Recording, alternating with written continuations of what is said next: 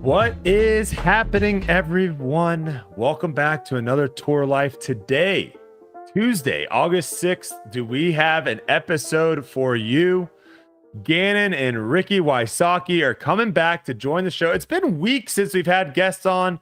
I think we're due, and we think we got two really good ones on today. Gannon and Ricky going to be joining the show shortly. Holland Hanley proves again, you put her out in open field, let her be able to throw hyzers. She's pretty good at disc golf.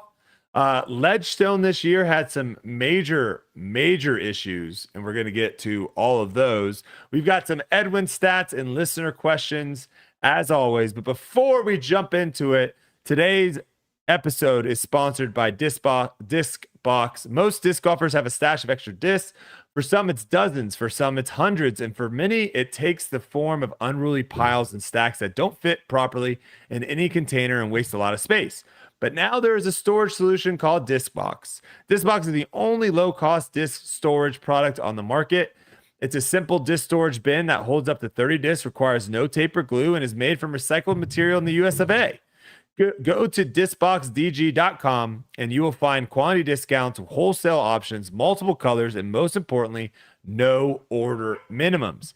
So you can order just a single box if you want. Discbox also makes a great players pack item. Visit discboxdg.com today and get your collection organized. Use code FOUNDATION for 15% off your order. Shout out to our friends over at Discbox. The corgis in the back are excited. Uli, how's it going, brother? It's good, man. Back in Charlotte, I went out to Ledgestone to do commentary. We had a few disc drops out there. Had a blast, actually, the whole entire week. I got to watch a lot of disc golf live, which I haven't been able to do that in a long time.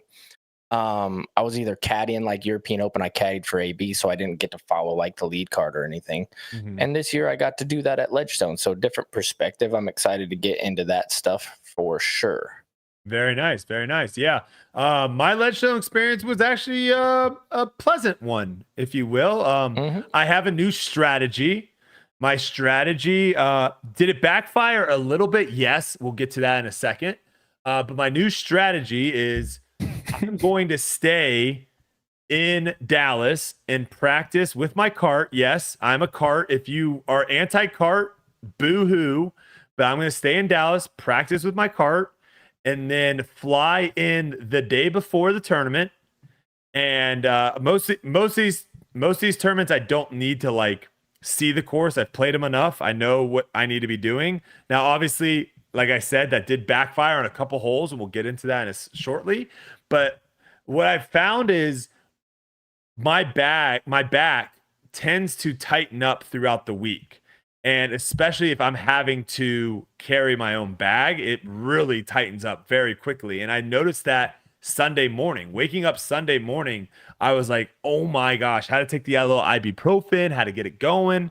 But I think practicing with my cart in Dallas and then going up there, that proved to kind of keep me healthier and kept me like at least kind of solid throughout the tournament, where normally come Thursday or Friday or whenever the tournament starts, I'm kind of like in shambles and then I'm just trying to survive. So that definitely worked out for me. Obviously, it was my best finish of the year. I finally cashed. And shout out to Ledgestone for actually having a massive purse, because even finishing in 40th place, I made like $700, $800, which is insane for 40th. But overall, the game feels good. And, you know, if your game's trying to trend in the right direction, a couple weeks before Worlds, not a bad time. Not a bad time. Congrats, man. That's awesome. 40th is nothing to sneeze at that hour. You saw a lot of big scores from a lot of really, really good players out there. It was tough to like make the cut. I was actually surprised, and we'll probably go down the list after we're done with everything in a little bit, but nice job, man. Yeah, no, it was good. My story, for those that haven't heard it before, hole 1 was kind of a disaster for me. That was the one disc that I didn't want to lose, and actually it was your Uli nuke. Like, that was the disc that would have been perfect on that hole, but it's like I don't want to lose this disc, so I need to find another disc to throw on hole 1. And the first day I threw an AB Venom that I thought was going to be a little flippier than it was. Ended up just missing maybe 10 feet off the shoreline in the water. I did not pack. This is again my fault. I did not pack a Venom backup. So I asked Ezra for a backup. I think he might have sabotaged me because he was like, "Oh yeah, this will flip for you a little bit and then come out." Now, to be fair, round 2 was a little bit windier, a little bit of a headwind. That sucker had no shot. It turned into a straight roller, hit the side of the hill, and then cut rolled back in the water. And we'll talk about what happened after that later in the show. But I went 0 for 2 to start the tournament. Round three, I thought I had figured it out. And I was like, I've got this disc. I forgot that I packed it. This is the perfect disc. It kind of flies like my Uli nuke. Only problem is it was the same color as my really stable nuke. And so when I got to hole 1's tee and they're calling my name, I'm getting up there, I go to grab the red nuke that I had just put in my bag, not thinking, wait a second, Brodie, you have 2 red nukes now. You got to make sure you're pulling the right red nuke. And so when I threw that thing, Tristan was actually on hole 18, and he told the story when we all got back to the Airbnb of where he was like, yeah, I heard a disc like land near 18's basket. I mean, it was so far left. It was so far left. He was like, what the heck? And he's like, I looked over and I saw you on the tee box and your hands were in the air just like, what? And I was honestly like, I was so befuddled. I couldn't figure out what for the life of me just happened because I swore, I was like, this disc should flip up. What? And so it wasn't until I got to hole 2's tee pad that I went to grab my stable red nuke to throw that forehand. And when I grabbed it and I looked at it, I was like, oh my gosh, my stable red nuke's in the middle of the lake. So not only did it cost me shots, but it also I love that nuke. And now it's in the middle of the lake. So yeah, the first, I lost. That hole is a birdie hole. If you throw the tee shot in bounds, it's a birdie hole. And I bogeyed it all 3 rounds. So I lost 6 shots on that hole. And that's on me. I probably should have gone out and practiced that prior to the tournament, maybe the day I flew in, maybe gone out there and just been like, okay, this is the disc, this is what I need to do.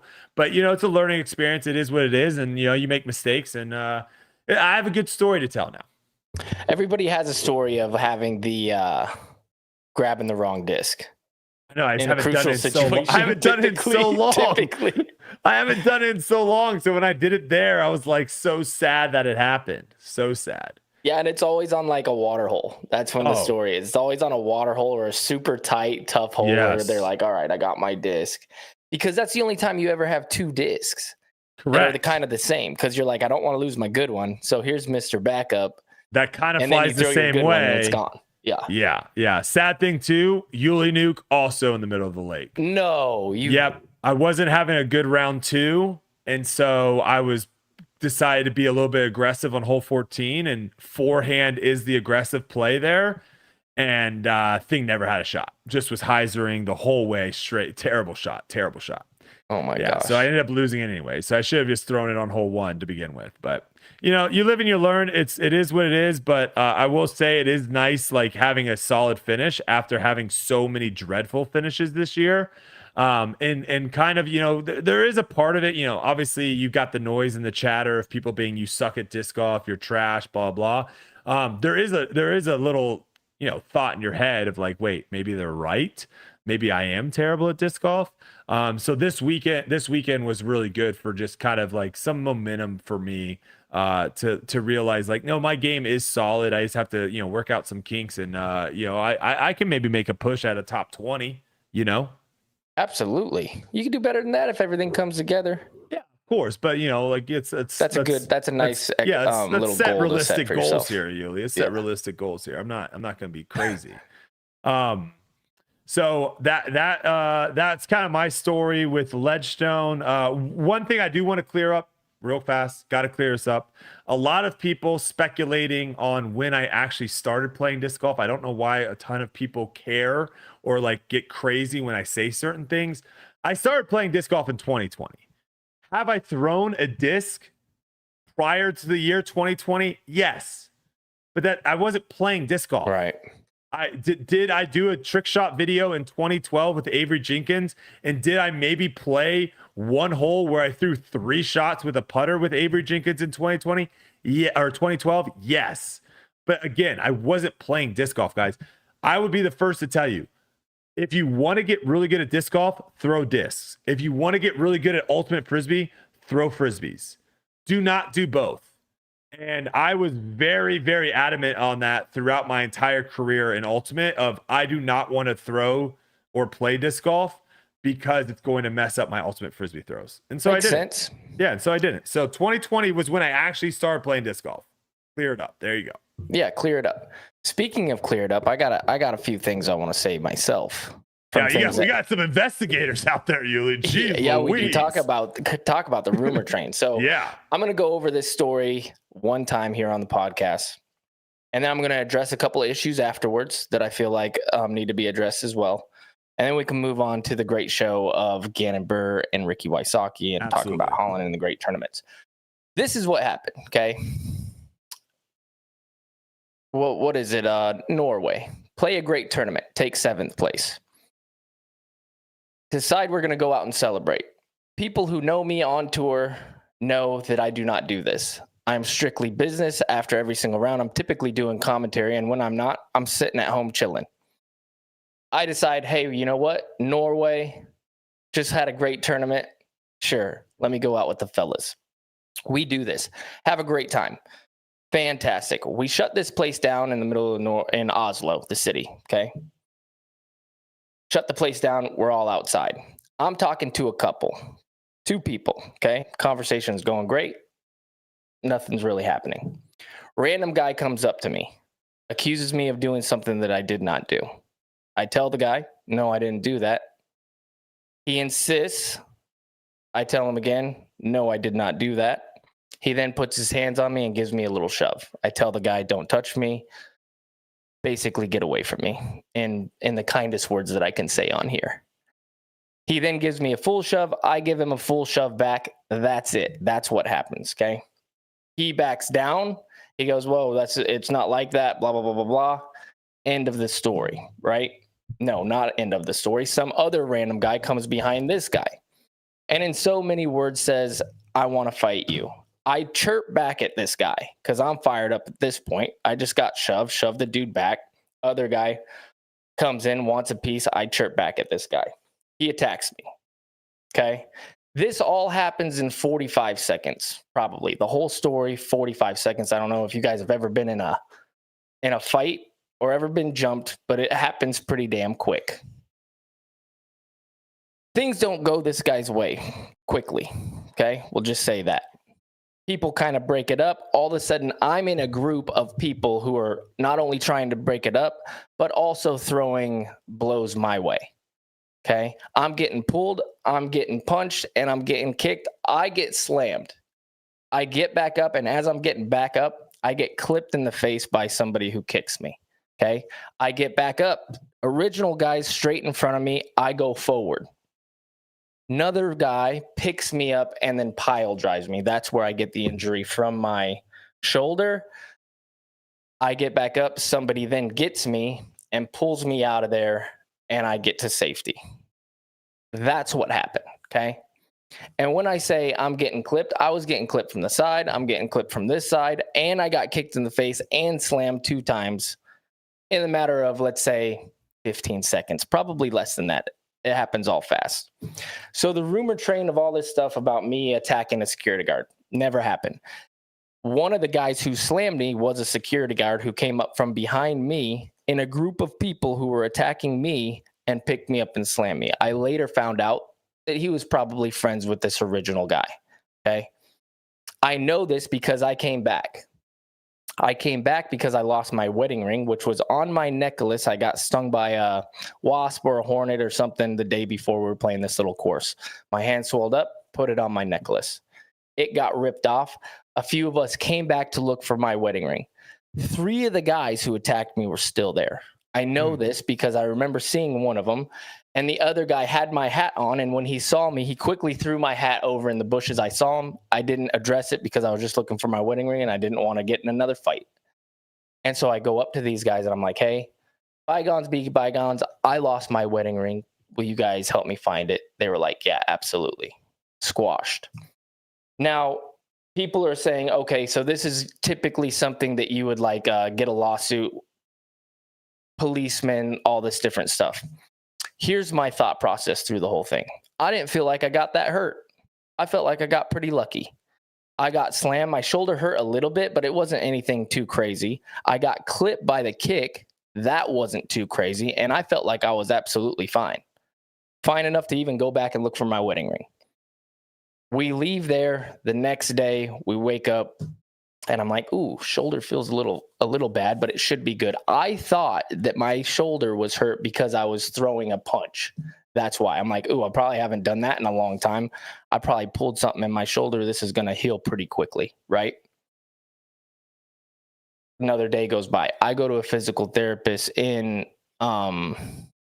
at the European Open. He tells me, yeah, it's pretty bad, but we'll do these things. You might be good to go by the European Open. So I rest, ice, can't do it. Don't play the European Open, obviously. Come back home. Text Brodie, hey, I should probably let people know what's going on in the next episode.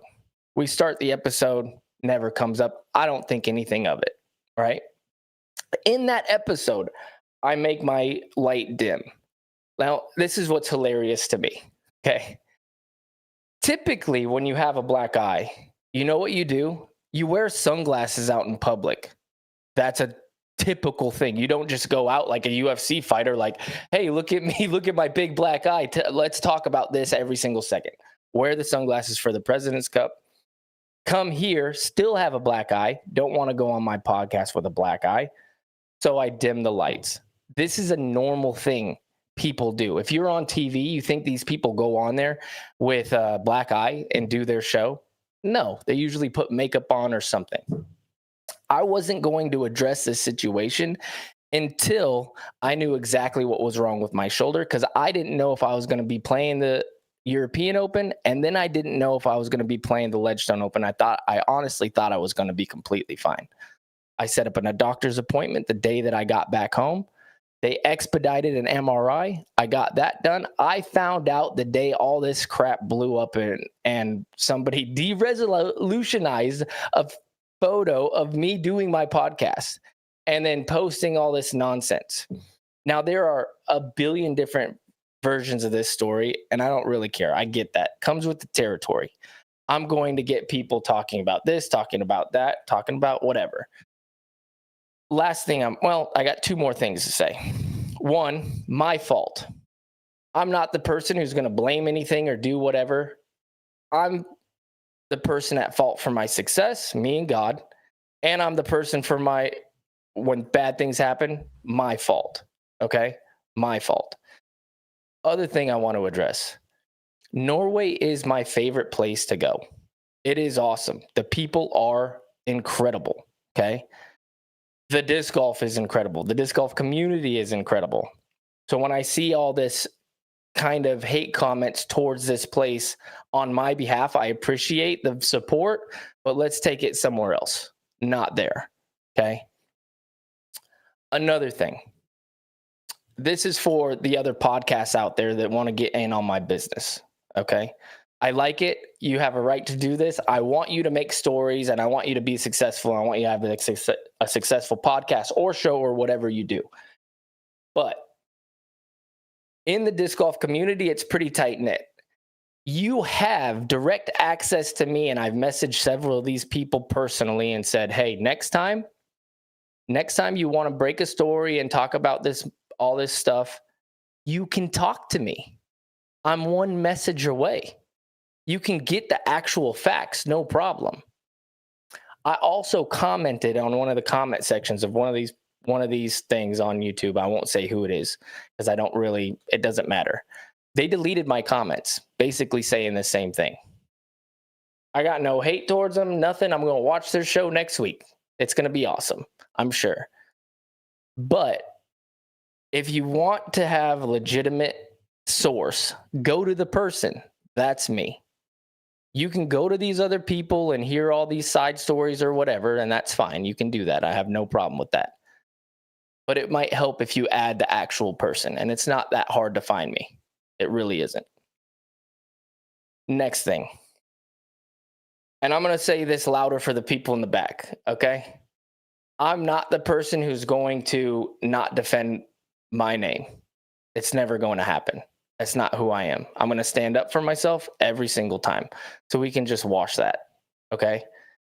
Moving forward, I'm probably not going to be partying at all lately. I'm probably going to take a nice break. The last time that I went out and partied, and this is true, on tour was the European Open Black Party the year before. So all this stuff about Paul being a lush and going out and doing all this thing, nope, I'm strictly about my business. That's what I'm about. I'm about making good content for you guys, practicing my butt off, making good Jomez footage for you guys, speaking my mind. That's the last thing I'm going to say about this. I appreciate all the support and all the love that flowed through too, because even though there was a lot of negative comments, there was more positivity coming my way, which I appreciate. An update on my injury. I should be back in about 2 to 3 months. I'm hoping I can make a return for the USDGC. The fracture that I received was right where the rotator cuffs meets my other bone. And so my rotator tendons pull on where the fracture is. So it's a little bit worse than just having a fracture, but it's a lot better than having a torn rotator cuff, which is what I thought it was in the first place.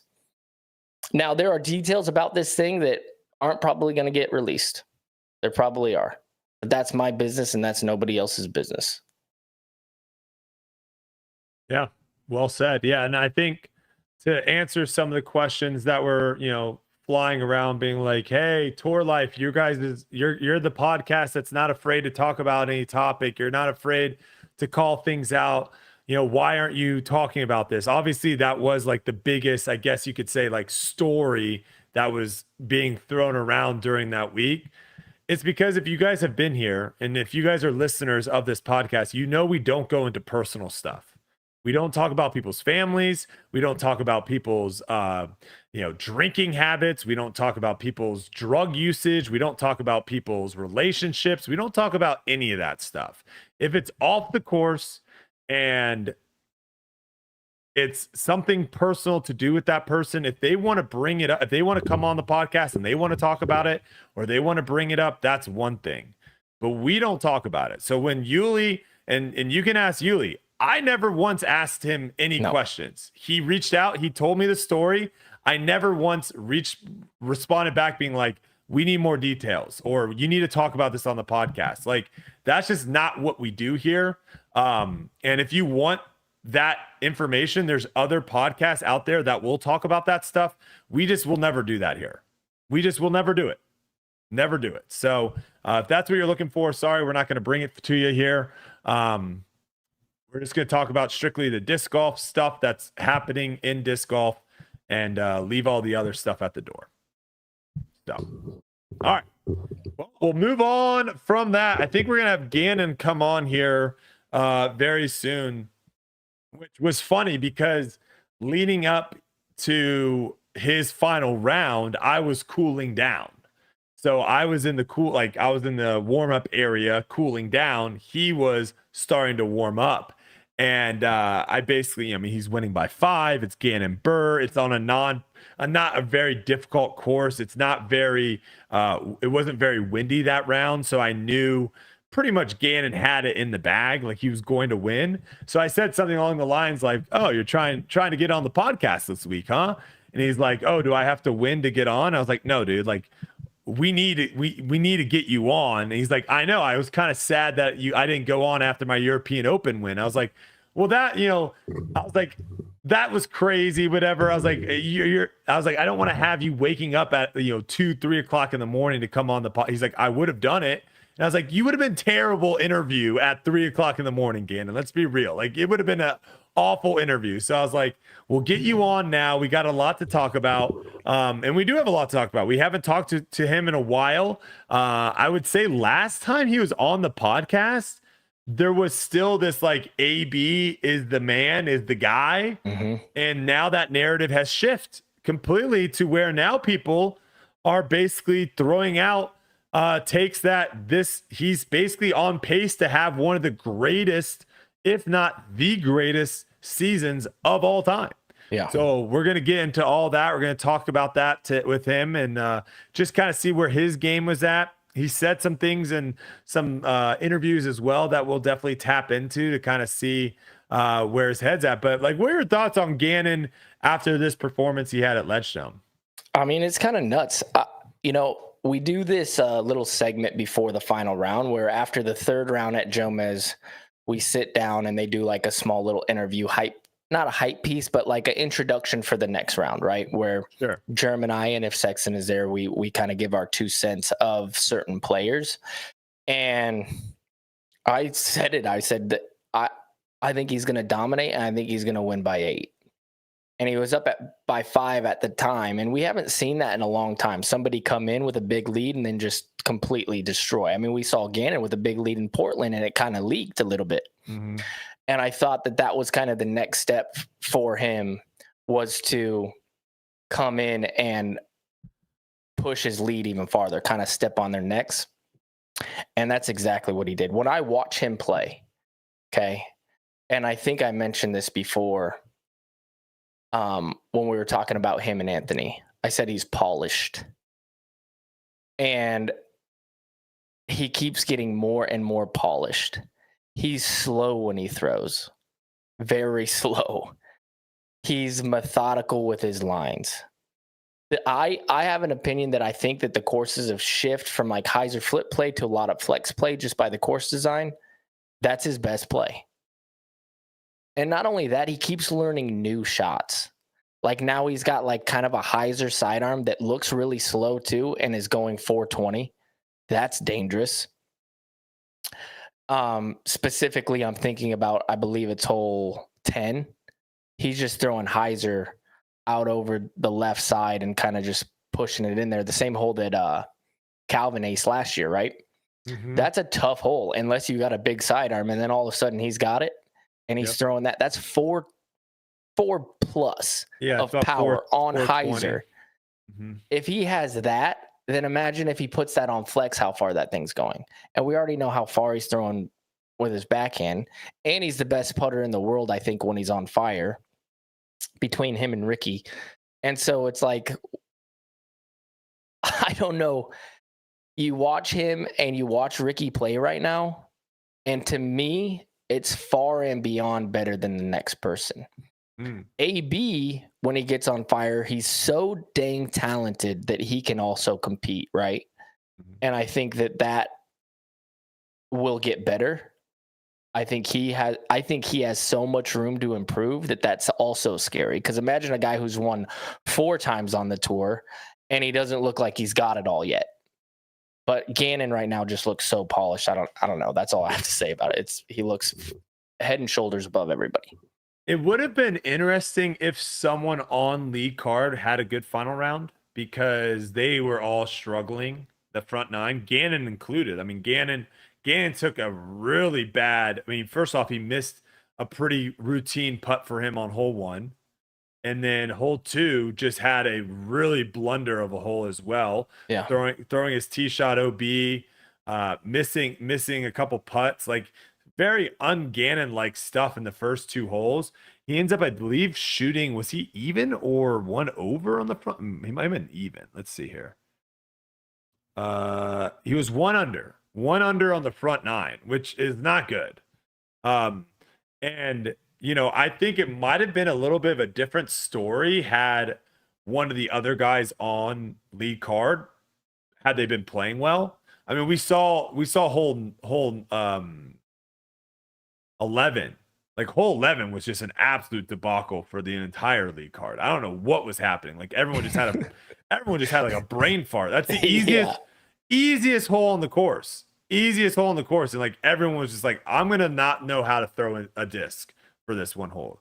So that's the only thing I want to say that was maybe lacking in the final round, is no one was really pushing him on that lead card. It seemed like everyone was kind of like, I'm okay. I don't know. I don't know if it was the pressure. I don't know if it's them trying to chase down Gannon. I don't know what it was, But I was surprised to see, like, I mean, Isaac and Ezra on the same card. It seemed like they were both really juiced and jacked up to play together. Neither one of them played very well in the front nine. And then Kyle Klein was also just on the struggle bus. Like he threw shots where he was just befuddled at what he was doing. Kyle was 2 under on the front nine. That's not very good. Isaac actually wasn't, he was 3 under. So he was same kind of boat. Like no one's really pressing at all. I guess Ezra Robinson was the only one who was 4 under on the front. But again, it's just like no one was really like on a course like that. When the conditions are that good to beat Gannon, you're going to have to shoot like a 14 under round. And the only person that was really doing it was Jake Hebenheimer and Paul McBeth. Yep. Those were the only 2 guys that were really like putting a hammer down. Hebenheimer ends up bogeying 2 of the last 3 to shoot 10 under, and Paul shoots a clean 12 under. But Paul just had an absolute awful start to his round. Like he shot 3 under in round 1. You're not going to win the tournament. So that's the only thing that I think was missing was there wasn't really anyone pushing him, putting a little bit pressure on him. He was kind of able to coast in. One of the big things we were missing was Ricky. Yeah, Ricky wasn't there. Yeah. And Ricky's coming off just an absolute dominating performance in Europe. Only person to beat him out there was for that 3-week spread was Gannon. And Ricky made it pretty tough on him kind of coming down the stretch. So, yeah, no, absolutely. And speaking of the devil, we got him here. Your European Open champion.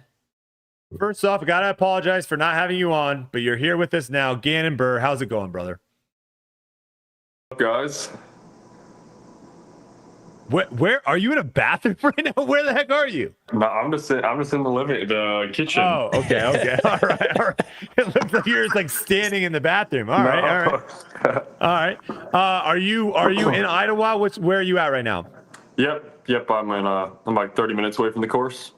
Okay, nice. So you are one of the people that are playing Idlewild before Worlds. It looks like that the tournament's kind of a little bit. A lot of people end up dropping. Yeah, possibly. I can definitely see that preparing for Worlds. Part of it was, I try to play as many tournaments as I can, but I'm also defending champion, so I want to see if I can defend my title. Yeah, absolutely. I mean, let's be honest too. Idlewild's a fun course too. It's for sure. Great course, great crowds out there. Really, really fun. I would be playing there this week as well, but my back is like absolutely not. So I'm taking this week off. But let's jump into it first. We'll go back because before you came on here, we were kind of discussing a little bit about. I think last time you were on the podcast, AB was the brand new shiny toy. Everyone was like, "This is AB's tour. He's the greatest player ever." And now the narrative has completely done like a 180. And now we have people basically saying that the season you're having right now is on pace to be the greatest season of all time. So what has the season been like for you? Yeah, I mean, it's been pretty crazy. Obviously, I had 3 wins last year, so I had some expectations to play pretty good and get some more wins. One thing I didn't do well last year was being in contention that much. I was only, I think I only podiumed 5 times, but I had 3 wins. And so this year I already have, I think, close to like 8 or 9 podiums. And obviously we haven't finished the season yet. And so I'm just giving myself that many more chances to win tournaments. That was my goal coming into the season was, give myself a chance every weekend. Something good I've been doing is, if I'm not in the lead after round 1, I'm pretty relaxed. I know with how I'm playing these days that if I'm feeling confident, I should be able to win any tournament if I just keep my head in it. And hopefully my game is feeling good that week. And even when it doesn't feel good, I've been able to place pretty solid this year. I mean, I only have that 1 tournament OTB outside the top 10 this year. But yeah, just, I kind of came into Ledgestone with no expectations. Obviously had the win at European Open. That was huge. And, to be completely honest, the Estonia tournament, the European Disc Golf Festival, was, this might sound bad, but the least motivated I've been to win a tournament. I pretty much come in every single weekend feeling super motivated pretty equally. Obviously the majors are a little more important. But I was so mentally exhausted from, a long stretch of tour. I'm not a person to take breaks when I play on the tour. And so I just finished European Open. That was super stressful. And all I want to do was just eat candy pretty much. And I was like, I just got to relax. And, I got there obviously still wanting to win, but I think my preparation wasn't very good for that tournament. Usually every night I'm stretching before bed. During the tournament, I don't, eat really. I don't eat unhealthy during the tournament. And that tournament, it's a little difficult because the food in Europe's, I don't know, kind of confusing sometimes. But I just felt like my preparation wasn't as good as it could have been for that tournament. And along with that, I just didn't really, my head wasn't really in the game. And it showed the first 2 rounds. I was in like 27th place after the first 2 rounds. But I looked at the scores, kind of calculated it, and saw if I shot 12 or 13 under the final round, that had put me, close to a top 10 finish. And I was able to shoot a 1080 rated round to finish my European trip. And so I kind of came back to the U.S. with a good feeling, even though it wasn't my best finish, actually being my second worst finish of the year. And so I came into Ledgestone.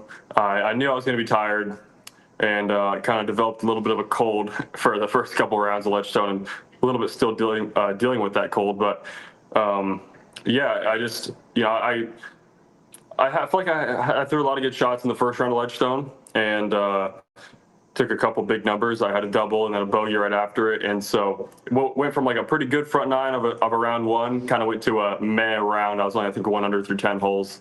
And that's like really not good enough if you want to win tournaments. So, I played, I think, a 6 under back nine after that to shoot 7 under for the first round, birdieing the last 4 holes in the course, which is definitely difficult with 17 being an island hole, and 18's a very difficult hole as well.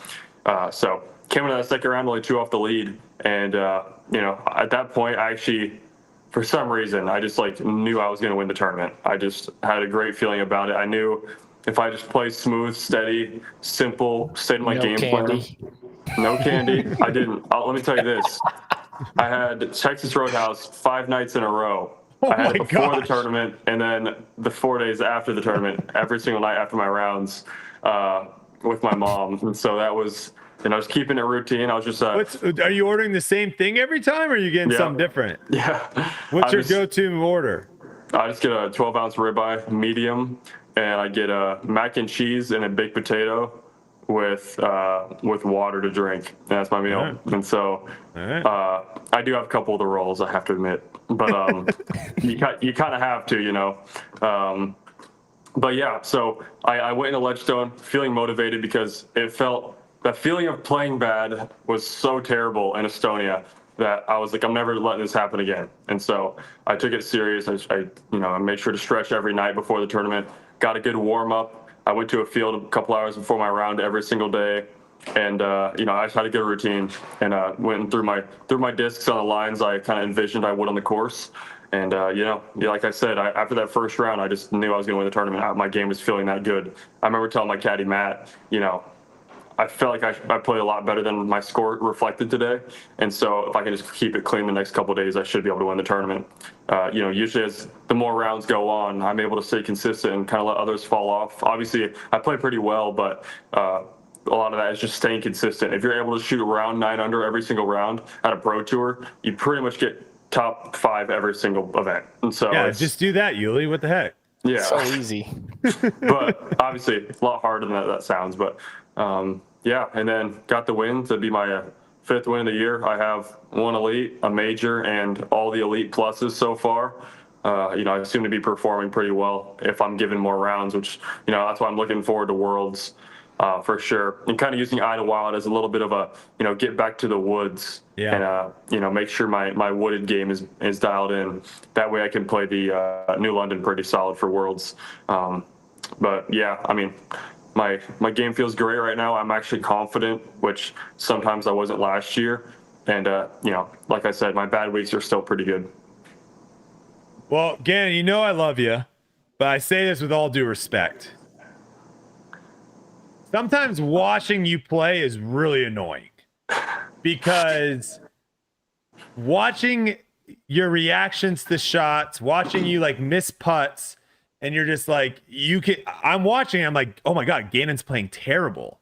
And then you get to hole 18 and they show the leaderboard and it's like the European Open round 1. I thought you were in 60th place with how bad you were playing. And then you look at the leaderboard and you're like, he's in striking distance. Like he's still right in the contention. So what is the trick? What is it to where when you're even playing bad and you're playing bad, like you said it throughout that entire round 1, you're just off and you're just a little bit off here. What is it that you're able to do to still stay in a tournament and not shoot yourself out of it? Yeah. So I think one thing is developing a very solid game plan. And I believe in a weird way, I'm an aggressive player with a safe game plan, if that makes any sense. I don't know. There's certain shots that make sense for me to go for. I've said it before, the better player you are, the more aggressive you're allowed to get because your percentages are higher. That's going to work out in your favor. But, especially at a course like Tampere for round 1 at European Open, it's very similar to Northwoods Black where the scoring spread isn't that much. And so to get birdies out there, you have to throw perfect shots. And so, something I do, I think, is have a very high percentage game plan to where my bad shots are pars. I have a pretty low bogey rate while still having birdie chances on almost every single hole. I'm leading the field in, I think, throwing this year with Circle 1 and Circle 2 in regulation. So I'm getting more looks than anybody, and I'm not taking that many bogeys. And so obviously you can do the math. That equals a really good under par tournament. But yeah, I think it's knowing that there's pretty much always time. There's always time to get birdies. I tell my friends, if they're not playing great, that just get more birdies. Jeez. Well, that helps a little bit. Small birdies. You can't look at tournaments as let's say it's a 3-day tournament. You can't look at it as 3 different days. You got to look at it as a 54-hole stretch. Just because you have a bad middle section of a round doesn't mean you have to wait till the next day to have a new attitude and a new mindset. We're just playing a stretch of 54 holes. Yes, they're on different days, but you can start that good stretch at any time.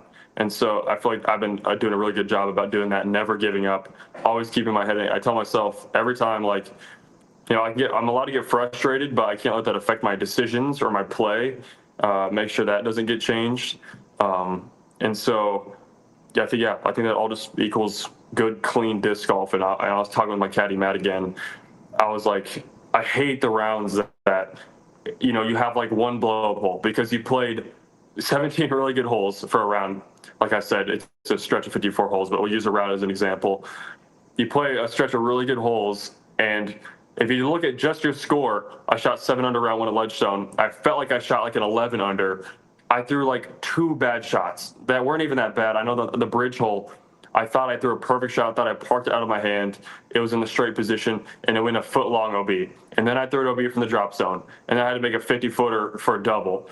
If that's just 1 foot shorter, I'm 3 strokes better already, and I don't have to work hard at all. And so it's stuff like that really gets under my skin, but, you can't let it. So that's I hate rounds like that, basically. So if I create a game plan to where that can't happen, then usually, the big thing is just don't bogey. Dropping strokes just hurts so much on tour. A bogey hurts more than a birdie helps, it almost seems like sometimes. And so Ledgestone, I was like, well, I'm going to hope my putting's good, but I'm going to play to the safe side on pretty much every hole and play to my strong suits and create a good game plan. And so, most of the time, I think 90% of the time I was able to execute it and I got the birdies. Obviously with confidence, that helps a lot, but yeah, just keeping your head in the game. Yeah, what you just said is I just watched a Tiger Woods clip, which, I mean, if you're trying to comp yourself with another kind of golfer, Tiger Woods is a good one to comp with. He said something very similar to what you're saying is when someone was asking hey, how many pins do you attack during a round? His answer was so good. He basically was saying listen, I'm not, my aim point is not at a lot of pins. I might only go for 2 or 3 pins in a round. But my aim point, that's 20 feet left of the pin, let's say, I'm attacking that aim point. Where I think a lot of players and a lot of AMs probably listening, we see the water on the right of the hole. So we're thinking like, oh, I don't want to throw in the water. I'm just going to play safe over to the left. And you're just like playing away from the danger versus picking 20 feet left of the basket and throwing aggressive to that spot versus throwing cautiously at the basket. And I think that's what you just said is like you play to certain spots, but you play to those spots aggressively. It's very intentional. Very intentional. It's like now I did make a little bit of a switch in my game plan on the bridge hole for the final round. I was having a really rough round, and there are very, very, limited times that I do this where I do change my game plan, and it's very situational. But I was playing pretty bad that final round. I needed to get something going, and Ezra had just parked that hole for birdie. He was only 3 back at that point, and so I told myself I was going to play like 40 left and make a putt, but there's definitely times where I try to sometimes either play like a mind game unintentionally, I guess, maybe intentionally, but maybe stepping up and parking that shot. One thing that was big for me is hole 11. I think was the biggest point in the tournament for myself, was because I had a 40 footer right at death. If I miss any part of the basket, I'm out of bounds. Ezra was just inside the circle, which is not a gimme putt whatsoever. And so I thought, I obviously went through the scenarios. If I miss this putt, he makes it. I'm only up 2. But if I make it, he makes it. I'm still up 4. And if he misses, I might be up 5. And so what happened was I made my putt super clutch. And so, that just naturally just puts pressure on the other player. And Ezra ended up missing his putt barely low. And then just like that, I was up 5 with 6 to play or something like that. And so I could kind of just play my game and kind of cruise in at that point. And so, I try not to change my game plan that much, but you make a very good point of like, aggressively going at landing zones. Yeah. And so if you do that confidently, it's all intentional instead of, just like, oh yeah, we'll saw it off because the water is there. Like, no, pick right there, maybe if it's circle's edge, whatever, go for that spot. And then, stuff like that. Do you have like a miss that happens frequently? Like do you grip lock or do you early release? Which one is more typical? Because that probably comes into your game plan as well. Like, okay, typically I miss early, so I'm going to be aiming a little wide, or typically I pull it, so I'm going to be aiming a little inside. Like, what is, if you have one, maybe you're so dialed, you don't even have a miss right now, but. I'd say like for my whole game, generally, I don't have a specific miss. Maybe my backhand, it kind of depends where I'm at. If I'm in the woods, my backhand miss is usually a grip lock right, because like I kind of go through that like, all right, so don't grip lock it. And I'm like, wait, also don't throw it left. And so I go back to the grip lock. And so when I'm off in the woods, I tend to be pulling stuff a little bit. I get scared to early release. That's like my biggest fear. It just means you like zero commitment. At least with the grip lock, whatever. It's a little more committed, I guess. Still not a good shot. Yeah. But in the open, I think I just miss everywhere. Like there's not a specific area I miss. I think it's kind of just all around where I'm aiming. But I think my form this year has been really good about pulling through nice and flat. And so I kind of preset whatever angle I want, which makes the angle easy. And then all I have to do is hit the line. And so it's been I don't have to think too hard when I throw. I kind of just pick my aiming points, have my mental cues, and just commit. Nice. All right, we got to talk about it. Trevor made a post on Twitter that kind of sparked up a lot. I don't know if you ended up seeing that tweet or not, Gannon, but he basically was saying that the pace that you're on right now could very well be one of the greatest, if not the greatest, seasons of all time in disc golf. And that obviously sparked up a lot of back and forth, and a lot of people were bringing up 2015 Paul's career, where he went on that crazy stretch of wins and whatnot. So I know you love disc golf. You probably have gone back and watched tons and tons of coverage.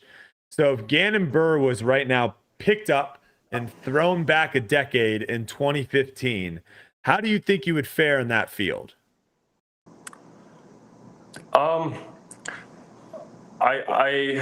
I'm not sure about the wins, but I think I would pretty much podium every event.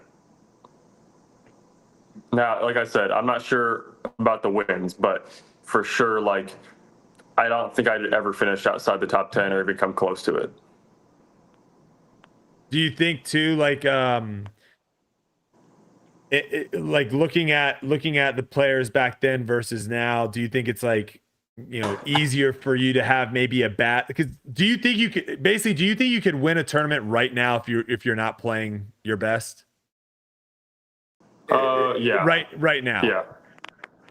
Yeah, for sure. And back then, I'm guessing it'd be the same answer. Yeah, probably. Because examples of me playing where my game feels good was Ledgestone in Portland, and I won by 7 and 8. So when my game feels really good, I feel like I'm able to kind of pull away. When my game feels not amazing, I remember I was able to win the Beaver State Fling this year. I won by 1 stroke, but my game didn't really feel that good. But I kind of was able to kind of lock in and get the birdies when I needed them to get the win by 1 there. You pretty much always have to eventually pull off a clutch shot in those scenarios. But yeah,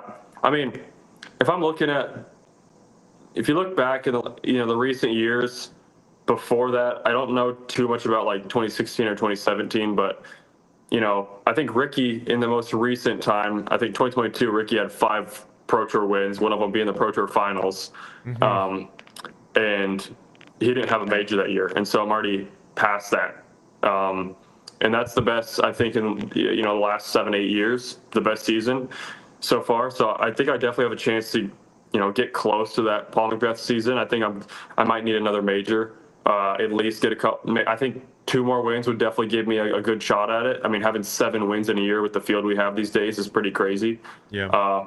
So, there's still tournaments, a lot of tournaments left, and a lot of them are more rounds. So hopefully, what I've been doing continues. Obviously, no guarantees, but from what we've seen so far, it's been helping me a lot to have more rounds. But, I look back at a couple of the tournaments Paul won. The Aussie Open had 6 players over 1,000 rated.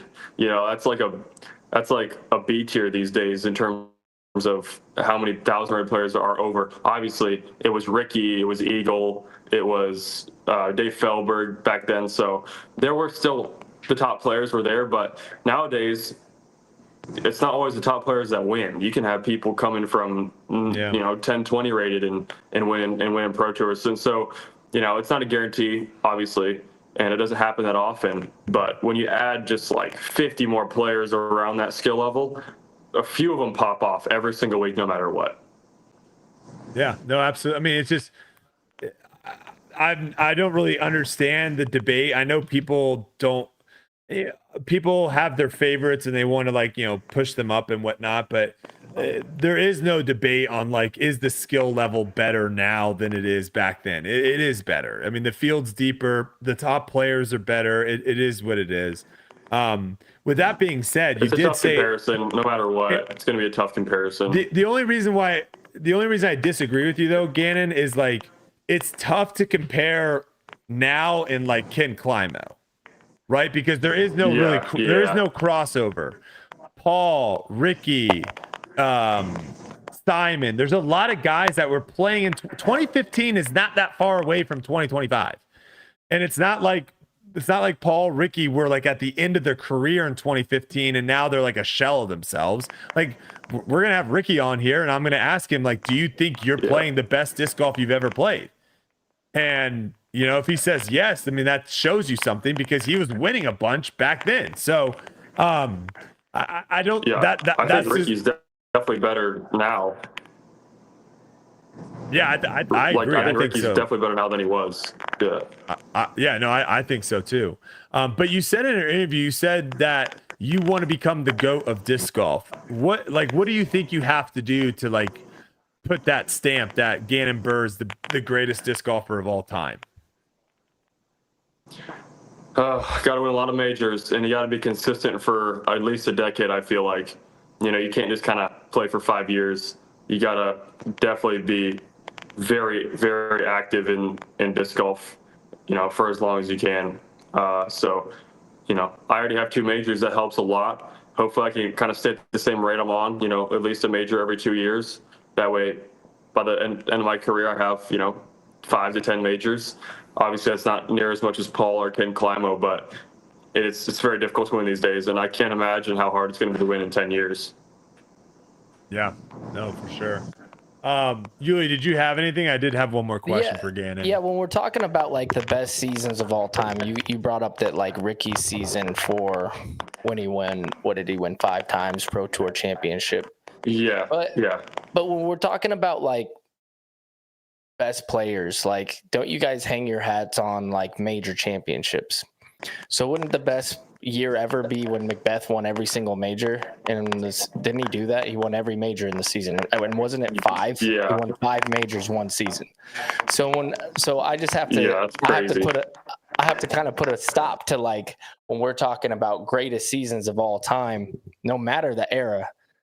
When you get 5 majors, there's no debate. You know what I mean? Let's say you lose every single Pro Tour the whole season, but you win all 5 majors. Is there a debate in your opinion? Wouldn't your best season ever, you would have to win like all the majors? So is that a goal of yours? Yeah, like get them all like next season. Like I got to get them all. For sure. It's so tough. I mean, it's slightly hard to compare. Just because nowadays it's so hard to win 5 majors. It's like almost impossible. Back then, it's really just has to do with the strength of the field, and so there weren't a ton of players to beat back then. Obviously, there's still probably at least 10 really good players. But I mean, yeah, Paul was definitely on another level that year. I mean, I'm pretty honored that people are kind of at least just putting me in the conversation, talking about Absolutely, it a little bit. But now if I were to win USDGC and Worlds, then I think there's a pretty good argument for it. Absolutely. Yeah. Then I think it's it could definitely rival it, maybe even beat it. Yeah, this technology hasn't really evolved that much, so we're playing with about the same equipment. Obviously, courses have got a little more difficult, but I think the only disc we've really received in the last 10 years is like an overstable approach. Other than that, I feel like the equipment's pretty much the same. Yeah, the Captain Raptor, kind of changed the game. It's crazy. The only, 100% Gannon. You're right on track with that. Yeah, the only thing that I when I'm talking about this, and I've talked about this many times before, it has nothing like Paul can only beat the people in the field. That's all he can do.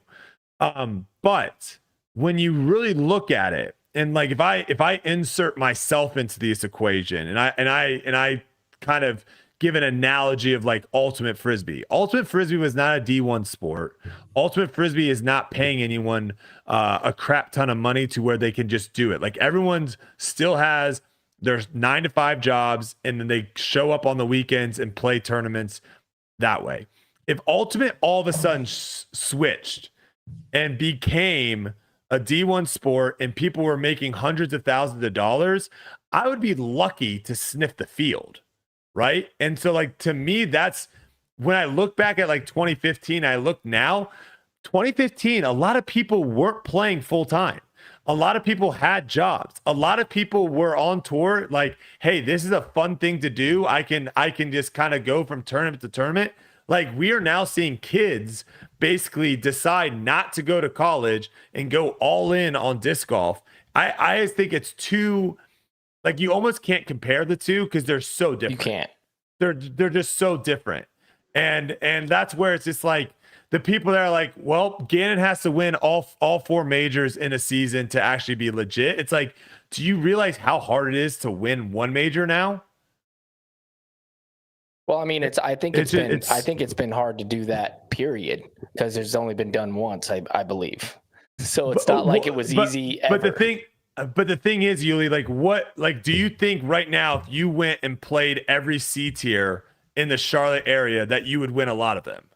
Yeah, of course. So is that impressive? Would you consider that impressive? No, fun. Absolutely. That's kind of my argument though, is like, but we're not talking about C tiers. So we can scratch that comparison. We're talking about, we're talking about major championships. And let me make this point. But how many people could win a tournament? You can't compare eras. What we're saying is who has the best season ever. If you don't lose, how are you like? That's a great season, but then somebody who later on does something else, like you still have to be like, well, I mean, somebody did it this way. So for his era, we can have eras for sure. Best of his era, best of this era, absolutely. But I think my only argument, and people are getting real quick. I have to defend my take here because people are getting confused in the chat. When you go to a C tier, Uli, you're expected to win. Why? Because you're the best player there, and there's not that many other people that can, even if they play great, can beat you. There are a lot of people that can pop off and can win tournaments now. And there was a lot less of those people back in 2015. Do we expect Gannon to win every single weekend? I do at this point. Do you? I don't think I would. No, I don't think I would expect him to win every weekend. No. Right. There's too many people. There's just too many people. Yeah, I mean, there's a lot of different winners every single year, right? Especially right now, we have AB who's won 4, Simon's won 1, if Gannon, Ricky's won a few, Calvin, Gannon, of course, all the way across the board. And if Gannon's playing Idlewild this week, and Ricky isn't there, Eagle isn't there, AB isn't there, Paul isn't there, and all of a sudden you have a bunch of people that aren't there, am I expecting Gannon to win? Yeah, because there's less people that can win. That's my only argument. Is like, there are 30 plus people right now that can win on tour. I get that, but when we talk about majors in any era, like we can't just be like, it was like a C tier back then, or it was a smaller tournament, or these players weren't any good. It's major championships. It's the hardest thing to win every single era across the board, all the way until the end of time. Can we agree though that it's different though? That's all I'm saying. It's different. It's different because people get better. I mean, when Gannon's retired and done, there's going to be people who are better than him. Okay. It's in every sport. In every sport, there's massive growth and there's massive change in every sport. And people are willing to look back and say, like, that is a different sport that was being played back then than now. Yeah, absolutely. That's all I'm saying. 1 billion%. Different courses, different the players. Skill level that you needed back then is not the same skill level that you need now. No. Yeah, that's all I'm saying. Gannon, you got some input? Yeah, Gannon, what do you have to say about that, Gannon? Yeah. Well, I was going to say, like, if I obviously, for Paul's first 4 world championships and all of Ken's world championships, you had, what was it, like 7 rounds? About? Sometimes they had 9, I think, back in the day. 9? Okay. Yeah. So it was like 9. I played Worlds with 7, 6. Yeah. I'm not sure if it's a great comparison, but it's just an idea I had. If I had to play just Ricky, AB, and Calvin every single weekend, I like my chances. And if that's like the only people in the field, and you play, a lot more rounds, because if one of them messes up, there's not really a ton of people to kind of step in their place and take that win. Basically, these days, with a couple of the wins I do have, that I didn't play my best disc golf and I was still able to get the win. Yeah, back in the day, I still might have won by like 8 strokes, even if I didn't play my best disc golf. Now, I don't know. That's about all I have. It's just, I feel like if I was put up against a couple players and those are the only players that could maybe rival me, I feel like I'd win about 25% or half the tournaments. But we're acting like there's a lot of different players winning. Fresno won. Who else won? Prolific winners on the tour. The same 5 guys. There's a lot of people that can win, though. That's a good point. They can win. How? They haven't proven it. What do you mean they can win? They're close to winning. They're close to winning. What do you mean? What are you talking about? I'm talking about the people who are winning right now. Are the good players. Fresno snuck one in. Major champion. Okay. Who else? Simon, Calvin, Ricky, Gannon. You're beating the same guys. NAB. You're beating the same guys every single week. I feel like there's been more winners this year. Who else? Am I crazy? This year, there's not that many, I guess. Because those guys are just handling the field. Last year there was definitely more winners, right? Yeah.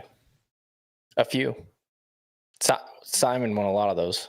Oh, you forgot Nicholas, who's won twice. Get wrecked. Nicholas. You forgot Paul Macbeth. Macbeth hasn't won this year. Nicholas has, and we have some European winners. What am I looking at right here? Dude, how is there not like an easy way to see all the winners? Gannon knows. Gannon follows all the stats. I know. Am I crazy Gannon, right now? hit us. Shouldn't there be a link that I can just see the winners of every tournament? Yes. Where am I right now? It's Nicholas. Al Klein. Al Klein has won this year.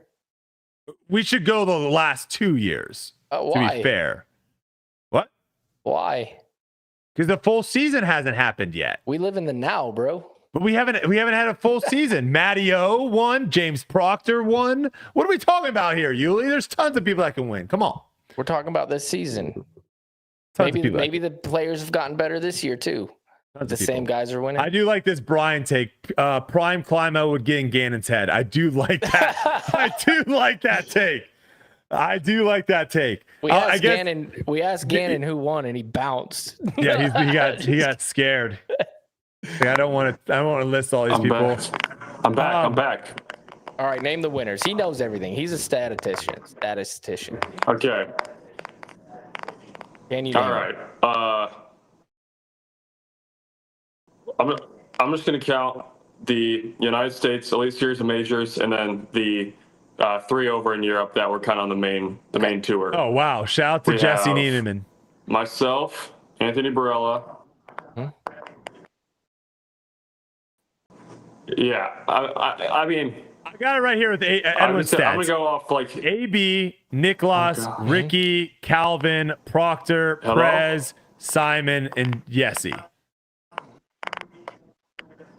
Gannon. My internet's so bad. I don't know what happened to it. Well, here's the thing, Gannon. You did great. Everyone loved you. That's all that matters. That's all we'll remember. We will not remember how bad your internet is or that you did this interview in a bathroom. But we always do appreciate you jumping on here, Gannon. And I guess we all expect you to win this week, so no pressure. I'll try my best. No expectations. All right, brother. Go out there, have fun, and we'll see you up in Virginia in a few. All right, thanks. All right, take it easy, Gannon. All right, there you have it. Gannon Buhr, five-time winner? Is that right? 5-time. I thought it was 6. I've been telling people 6. It's not even fair. We're talking about like how all these people that have. He's won 5. He's stolen a bunch of them.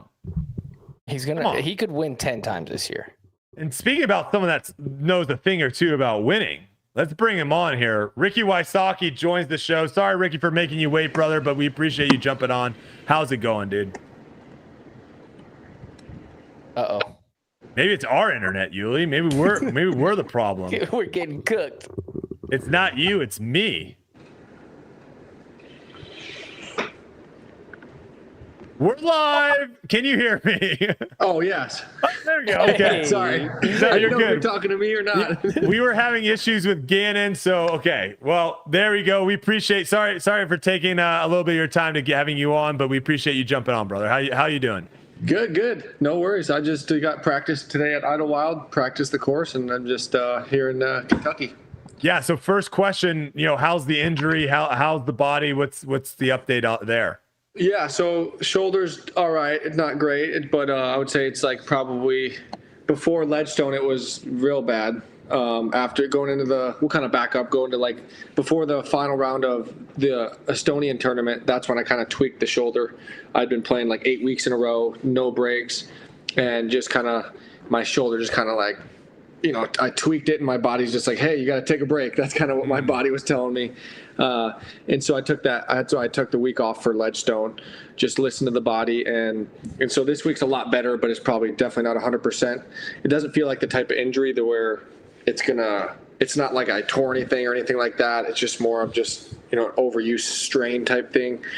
And so, yeah, it's probably like 80 to 90%, somewhere in that range. So no worries in leading up to Worlds being close to 100%. Yeah, so I think that since we have kind of an off, not really, I mean, it's not really an off week, but a practice week before Worlds, I think that I'm just going to be able to kind of play it by ear and see how I feel for that week. So I want to play at least one more tournament before Worlds, just to kind of gauge where my game's at, and kind of be able to kind of use that practice week to maybe work on things that I did well or didn't do well, and just kind of overall judge my game. And so I think that having that tournament beforehand is a good way to judge. So you were, we'll go back a little bit. You were one shot away pretty much from having the European swing completely just dominating. What was it about the courses over in Europe? I heard a lot of people talk about it. What were about the courses over in Europe that kind of like either suited your game or you really enjoyed playing? Like what did you learn from those courses compared to the States? And is there room for improvement in tournaments and course design that we have currently in the States? Yeah, so I think that for we'll just start with kind of my game personally, then I'll work into like the course design in general. But for me, it was just, I think preserve. Like once I hit preserve, I really started to find my game, and so that was kind of the breaking point for me, where I really started gaining some confidence and really was onto some good things with my swing and my putt and everything, and so I was able to start that at the preserve, and then it was kind of just happened to be that I was in Europe when my game has been feeling really well. So I think that's a big part of it for me as a player. I feel like that's something I'm good at. I'm good at kind of, morphing my game to fit whatever course we're playing, whatever style course, whether it's open, wooded, that kind of thing. And so I think that's something I've been really good at over the years. And I think that, that just kind of over there, it's a good mix. I think you got for the major, you had the Tampa Bay Disc Golf Center, which is, real wooded, tight, kind of like Northwoods Blackish. And then you have the Beast, which is USDGC style with, OB all over the place. And so you got the major pressure. So it's just got a lot of the, I would say, USDGC feel. I think that's what UC went for when he was designing that course. From my standpoint, that's kind of what it feels like, is he wanted to get that feel. So yeah, that's kind of where my game was at. And it just, happened to line up with the Europe swing really well. And then as far as the design over there, it's definitely different. Norway was it was like a golf course, but it was a golf course in the woods. It was really weird, not weird, but it was a great design. I really enjoyed it. Yeah. I think it was the top 5 course that I played, just for the variety of shots that you one of the few courses you pull out every disc. You pull out a flippy fairway, you pull out a flippy driver, you're pulling out forehands. You have to have speed control coming into, sloped greens, all that stuff. So it just challenges every shot. And so I think that was a big reason why a lot of players really enjoyed that specific course. Yeah, that one filmed really well too. Like it looked really good on coverage, which I think made a lot of people really enjoy watching that tournament. Okay, so we're kind of talking right now, let's remove your injury. You're right now kind of what you would say playing really, really good disc golf, right? You're getting into tournaments, you're either winning them or you're getting right in contention there at the very end. If you could kind of go back and look at how good you've been playing throughout your entire career, where would you put like yourself right now? Do you see yourself playing the best disc golf you've ever played? Or do you look back 5-10 years ago and be like, I still need a little bit more to get back to where I used to be? Yeah, no, I think that right now where my game is at, I'm playing at a level to where, when me and Paul were having our historic battles, that's kind of where I'm at. I think that like 2016, 2017, I think that that's kind of the consistently at the high level, and not just playing a good round here and there. And then, it's like, hey, I'm shooting 12 under. and then following up with another 11, 12 under the next round, and I think that that's kind of at the top level of disc golf. That's what you got. You can't shoot a 12 under, 13 under, and then follow it up with a 5 under. You have to follow it up with at least another 9, 10 under if you want to stay in the lead. And so I think that's kind of the biggest difference, is that's where my game is at. I feel like I can consistently shoot those numbers just based on the fact that, my shots are coming out of my hand very clean and, pretty much on the lines that I really want to. And then on top of that, having that creates huge confidence in, under pressure situations. And I think that's the most important thing, is being ready for those situations and being confident, knowing that your shots are going to do exactly what you want when the pressure's on. And I think that's important. That's how you win tournaments, and that's how you play at a high level for a long time, really. What was kind of going on those early rounds at the European Open? Because, if you're fans of Ricky and you watch Ricky play, pretty much like cool, calm, collected throughout the beginning rounds. And then as we get closer and closer to the final round, we start seeing the raptor legs. We start seeing a little of the running in, the fist pumps, the talking. That was happening like day one at the European Open. So, did you just have a different mindset going into that tournament of how important that one was? Yeah. I mean, for me, I think I treated the Tampere Disc Golf Center is the type of course to where, you always hear people say, "Oh, you can't win the tournament day one," or that style of course, just because of how tight and narrow it is. But it is the type of course to where you can go there and through and shoot 8, 9, 7, 8, 9 under, something in that range, and then the next round feel like you threw very similar shots and was just a tiny bit off and shoot one over. So that's the kind of course it is. And I just kind of knew that I wanted to just stay, right. Basically what I shot 2 5 unders. Of course I would have liked to got a little bit more out of those first couple rounds, but I knew that staying in it those first 2 days and then going over to the Beast, is a lot more scoreable, and it's not as punishing. If you go out of bounds, you can still save your par on some of the par 4s and par 5s out there at the Beast. Whereas you go out, you hit a tree and go off the fairway, it's an automatic bogey or double out there at Tampere Disc Golf Center. So it's almost, you feel like you're handcuffed a little bit. It's that style of course where you're handcuffed in the fact that you don't want to go for too much and bite off too much and get too aggressive out of position. If you throw a bad shot, there's no scrambling. You just pitch to the fairway and try to get up and down from where you would normally land your drive. That kind of golf, it's like you practice just a lot of different spots. You're throwing to different spots. And if, for me, if you don't hit that spot off the fairway on the par 4, let's say, and you bounce in the woods, now you're just pitching to that spot where you normally would throw your drive and trying to get up and down for the par instead of the birdie.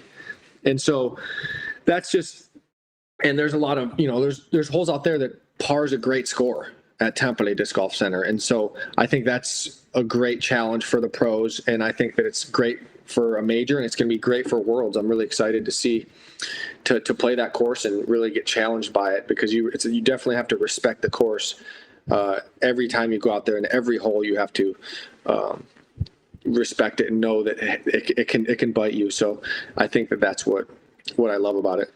What were your thoughts on the greens over there? Being one of the top putters on tour, having the greens as difficult as they were with the different elevation changes, the rollaway potential. Do you see, or do you hope more course designers look at that course and see how it plays around the greens and say, hey, we need to do more of this?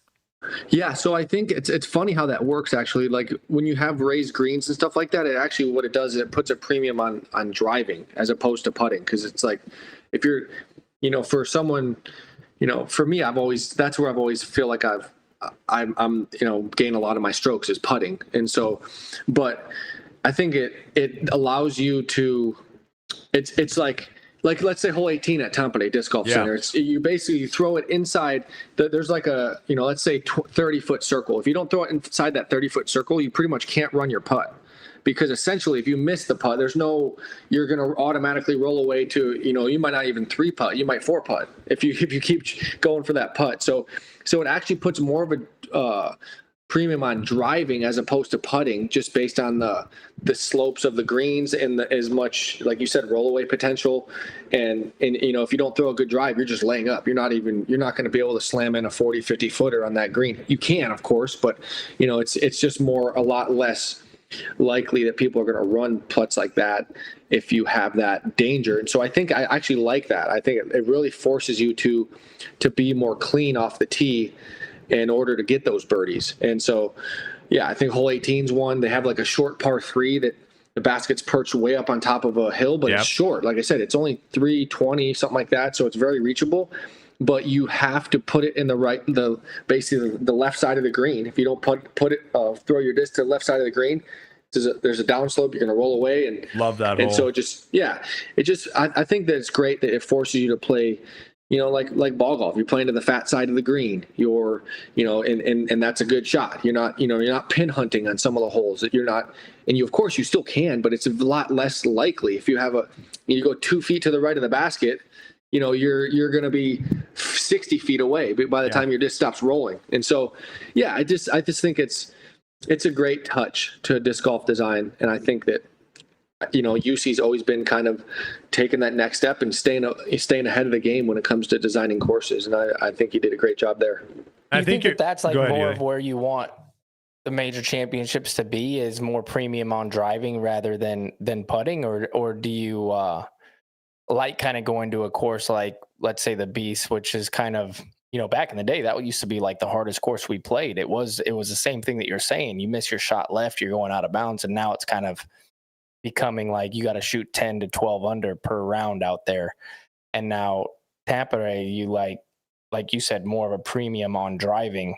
Do you think that that's a better challenge for the major championships, or do you like the combo, or would you rather see it a little bit of both?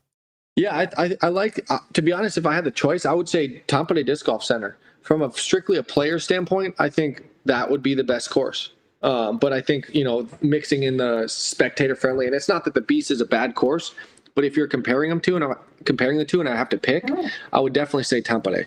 I think it's so fair, but yet so challenging. And that's hard to do in a course. It's hard to make a course challenging for the top professional players without making it Mando here, clown's mouth here, and all that other stuff. They don't use that. There's nothing. Like you can still throw your shot and shape your shot however you want to get to the green. On, like I said, that, for example, that par 3, 320 feet. You could throw a forehand, you could throw a putter, you could throw a mid-range, you could throw a driver right into the hill and try to stick it into the hill if you wanted to. So there's just 5 different shot shapes you could throw without having to force you to, like I said, put Mandos and stuff everywhere. And so I just think that, the only problem with that place is it's not very spectator friendly. And so that's, I think, the big problem and why they want to use the Beast still. And the Beast is a great course. It really is.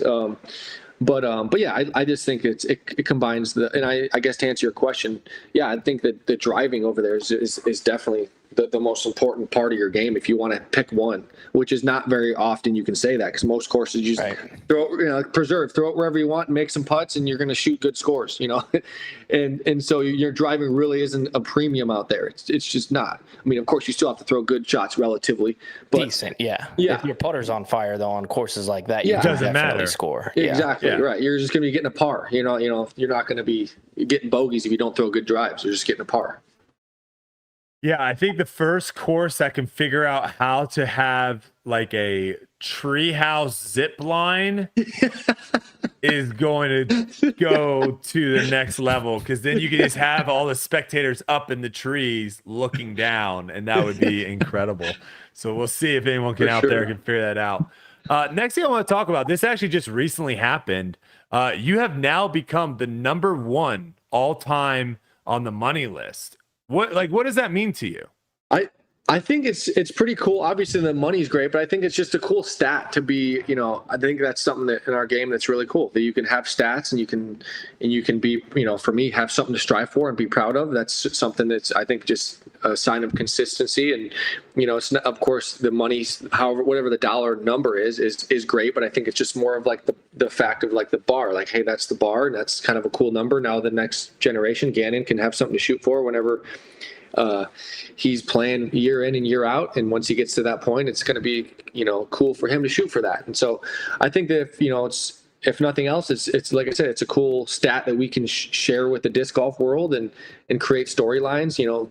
Hey, maybe Paul will pass me, and sometime soon, and then we can kind of battle it out. And so yeah, it just adds some cool cool storylines, I think, for our sport that definitely helps create hype. Yeah, get it now, because it's definitely going to be hard to get in the future as these persons get more and more. Yeah, exactly. I don't think you were playing for $15,000 your first couple of years on tour. Yeah, exactly. I think Gannon's going to pass me this year.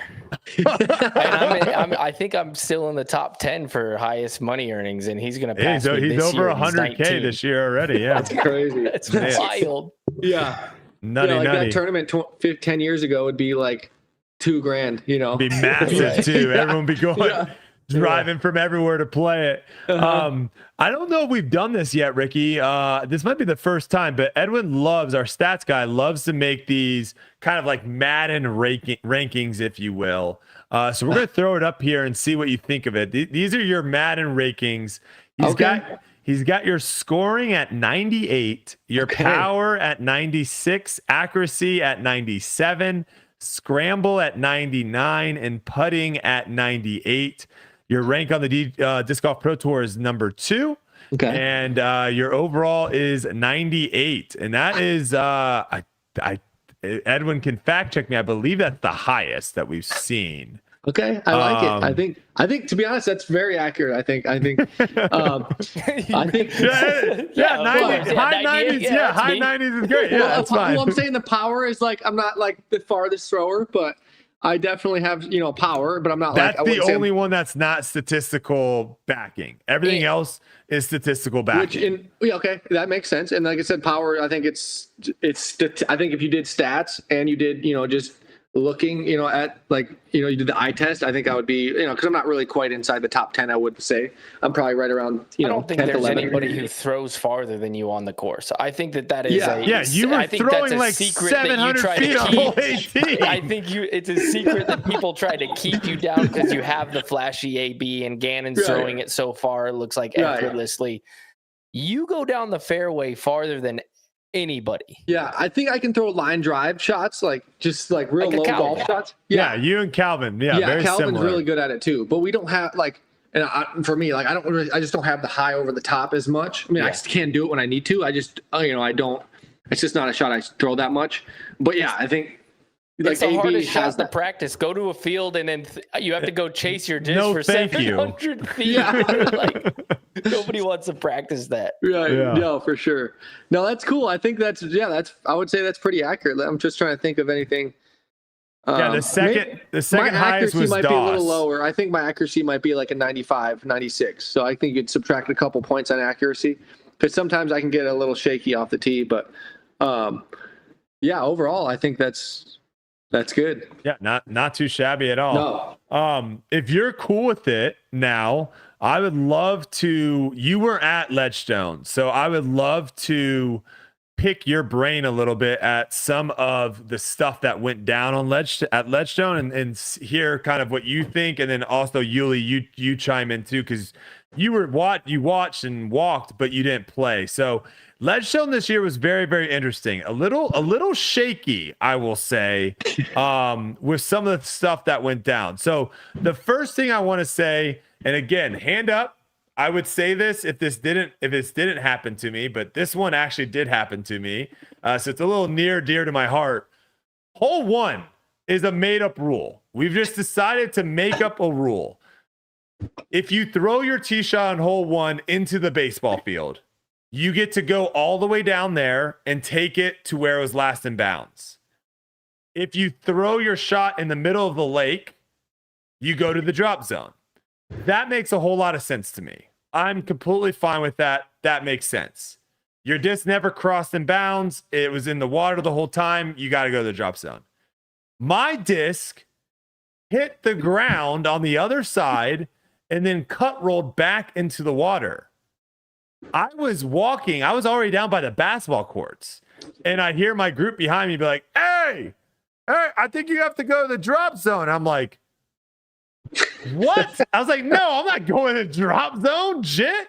I did that yesterday. I'm not going back there. And it's like, I'm reading the rules. It says any disc that ends up in the water has to throw from the drop zone. That is a made up rule.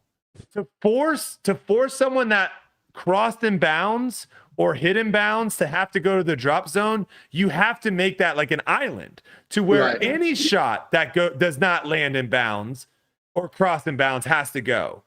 But they made it up a rule to where a certain shot is allowed to advance and then other shots aren't allowed to advance. What are your thoughts right now with disc golf and how hole to hole, you almost have to read a paragraph on how to play the hole because every hole is different? What are your thoughts on that? Yeah, that is, I think that's kind of been a thing in our sport is like, there's so many different people making rules for every course that we go to.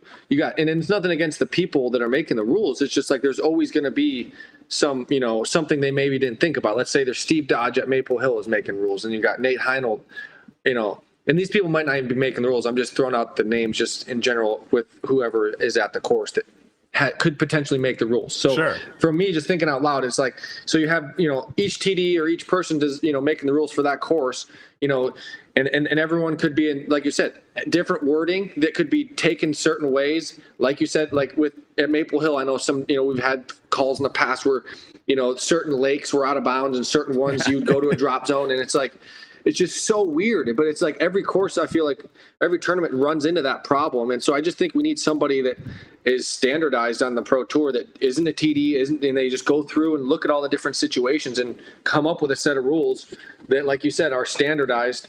And so I think that's a lot of what our problems are, is just standardization. A lot of different things, rules, baskets, all those different things. So I think it's a growing pain right now that we're going through that we definitely need to get to the bottom of, because it affects tournaments a lot. I mean, my thing is like on the spectator side of things. Like I when I'm watching something and I don't know what's going on or I don't understand something, like it makes me less interested in continue to watch it, like sports wise. And so like to me, if players are confused about what the rules are, you got to believe like spectators are. And like a lot of times, like spectators just don't even, like the commentators don't even really know how to explain it to the people watching. So you're just like, oh, okay, I guess Ricky gets to putt up there. Right. But like to add on that, this is another add-on. I think another big mistake right now in disc golf course design is we all want to throw good shots. We are all trying to throw good shots. But sometimes we don't throw good shots. And sometimes a bad shot is punished, and sometimes a bad shot is not punished. And the perfect example of this is the bridge hole number 9 at Ledgestone. If you throw your shot 1 foot, like Gannon was just on here, he said that he threw his shot 1 foot out of bounds long. He had to advance 60 feet and have to throw another very, very tough shot. You go 2 holes later to hole number 11. If you throw your shot 1 foot out of bounds, do you know what you have to do? You have an 8-foot putt for par. You have an 8. So both shots were bad. Both shots, players were not trying to throw those shots. To me, like I just think that's I would love to see both being punished. That's what I would like to see, both being punished. Yeah, like it's like you said, a drop zone where you still have to putt a 30, 40 footer instead of 8 feet. You're like, all right, cool. Of course you're not trying to throw it there, but there's not much risk because if you do, you either park it or you're out of bounds 8 feet from the basket. Okay, there's really no repercussion for a bad shot. Whereas like you said, the other one, it's almost too much repercussion for a bad shot. The bridge hole, like you're saying. So it's like you need somewhere in between. Is to where you're throwing, like if you throw a bad shot in the bridge hole, you're basically throwing the same shot again from 50 feet in front of you. And so it's almost, a double penalty kind of. What we're saying, double penalty, people, but this silly little drop zone putt thing that we invented over the last 2 years is the worst thing I've ever seen in my life. Why do people like the drop zone putt? I don't know when this became a thing. Like you miss an island and now you get a putt. Wait, like, Uli. that's crazy to me. Uli, you'll love this. Island. You'll love this. Final round. So I'm playing with AB, a guy named Jakob, and then, oh gosh, who's the third guy I'm playing with? Wow, that's not good. But I'm playing with 4 people, okay? Three of us land on the island on hole 18. One doesn't. 17. So we're on 17th, thank you. So we're all standing, waiting for him to walk up to the drop zone to do the little 40-foot, 50-foot drop zone putt. There's probably 50 people. There's probably 50 people or so around the basket. No one is watching him walk up there. No one's watching him putt. And so I audibly said out loud, I was like, thank God they changed to a drop zone putt. Look how exciting it is. Everyone's watching. They can't wait to see if he makes it. No one likes it. No one likes it. People one wants who are to watch right there, that. and they make like a whole thing about it, and Maple Hill. It's cool for people to watch somebody miss the island and make the putt down the hill, and they get all excited. When did we decide it was okay to miss an island and then go to a putting green? That's insane to me. That means that here's my point. This is how silly this is. Somebody lands, let's use hole 8 at Maple Hill. No, Somebody lands shorts, do 16 at European Open, because Ricky, we have to get his thoughts on the change there too. Okay, do 16 at European Open. Well, I like this one better, and then we can switch over to we'll switch. Because of my point. Somebody throws their disc, it gets it, they're short, it's in the water, it's gone forever. Worst shot you ever seen. Somebody passes it and goes over the thing and slides underneath the wall. Okay, they both go to a putt. How is that fair? One was like pretty good, not the greatest shot. One, he lost his disc forever, and they get to go to the same place. And the guy that threw it in the water is a really good putter, so he pars it, and the other guy get pars. That's nuts, man. Yeah, no, All right, it is 16, crazy. But so, what would you say? Just every water carry and every island hole is just to throw it until you make it type thing? Sure. I would rather that happen than everybody get a reward. I would say go to participation of reward. Now you get to go. I would say go to like a 200. Like I actually think hole 9, the bridge hole. I think that's like a perfect hole, because it's a 320-foot shot, but it's downhill, so it's not even really that long. And then if you go to the drop zone, it's like 280, 270. Like if you miss it, your next shot should be like way left, and then give your to me, it's like, I think we're all good enough to not sit at a 270-foot shot and like empty our bag. Right. Yeah, for sure. And so to me, I think it adds, and like, I would have loved to see the battle between you and Gannon with 16. Yeah. I would have loved to have seen it. Sure. And it's like where Gannon was at there. It's like, bro, like he knows he's got to force Ricky to basically, which you did. You made an incredible birdie on 17 to put yourself even in chance. Right. But like he just basically knew, like, I don't have to really do anything on holes. There's no real, I'm not scared. I hate that. Yeah, for sure. It took all the pressure off of that upshot, which was like one of the most like nerve-wracking upshots in disc golf if you're in the hunt of that tournament, like to win. Like, and so it just made it feel completely different. It just was like, oh, like it might as well just been a wide open shot with nothing in the way. There's no it just didn't have the same feeling, because that, hey, I don't have to rethrow, and my tournament's not going to be over if I miss the shot. Worst. Yeah, bogey at worst, and a lot of times there's a good chance you might make that par putt too. So 17 at Maple or 17 at USDGC. Imagine if they just now you get a 45-footer. Right, the greatest hole of all time, where we've seen the most drama and the coolest stuff happen, and the coolest putts from Gannon and Paul to win that tournament. And now they're like, oh no, actually bogey at worst. Go ahead. There wouldn't be that many people that even miss the island. It's such an easy shot. If you have a 45-footer, like the stress is like gone. Yeah, and the pressure of actually hitting it is gone too, because you're not even really worried if you don't. It's to me, it's a crazy thing. I don't know why we are moving that way, but people love it. Yeah, I think like it would be better if, and I guess it still doesn't really solve your problem, Uli, but like it's if you had like, instead of like Maple Hill, you had to still throw an upshot. You're not going to just have a chance for par. You're getting a bogey. You just have to get work for that. Yep. I'm fine for that. Yeah, and so but then it also is like, sucks for the guy that threw it OB by 2 inches and has to go get a bogey from 120 feet away, Yeah. So it's like, that's just like somebody like his example of hole 1. Yeah. Like what's the difference? Right. Yeah. You know what I mean? Between the guy who went OB 1,000 miles that way and he hits the embankment and he's out of bounds. Like what's the difference? The standardization needs to be better, and we shouldn't just be rewarding people with par putts. Yeah, for sure. Par putts. Yeah. Yeah, no, I agree with that. You're putting a lot more emphasis on the putting there, which we already have a crazy amount of emphasis with. Like you were saying, a lot of the greens we play, throw the disc. If you're a good putter, you can literally throw the disc 60 feet left, 60 feet right, 60 feet short, 60 feet long. Mm-hmm. That's Exactly. if you throw it in that. I mean, come on, what are we doing here? So Yeah, for sure. all right, we're all pretty fast players. Ricky, you're probably one of the fastest players. So let's talk a little pace of play. One of my favorite combos. So I'm teeing off on hole 1, final day, and here comes Casey White. Two other players, can't remember who they were. They're coming off a hole 18, and they're all jazzed up, being like, "We're done, baby!" And like they played their round in like an hour and 50 minutes, and they're going nuts. And I basically, again, audibly, I was on one, I would say, at Ledgestone. I was letting it fly to the crowd. And I basically said something like, "Oh my gosh, it's crazy how a threesome can play this course in 2 hours faster, an hour and a half faster than everyone else." Why do you think we haven't tried going to threesomes yet? Because also that eliminates me and Uli saying, "Ricky, I think you're out of bounds." And then Ricky and AB saying, "No, I think he's in bounds." And now there's a tie. 50-50 split. Yeah. There's like, why have we not tried that? What is the reasoning behind not trying threesomes? I think it's probably they can't fit as many people in the tournaments for tee times. Like right now, so like in Europe, we're teeing off. In Europe's not as big of a deal because there's sunlight, but like in the States, people are like lead cards are teeing off at 3-4 o'clock.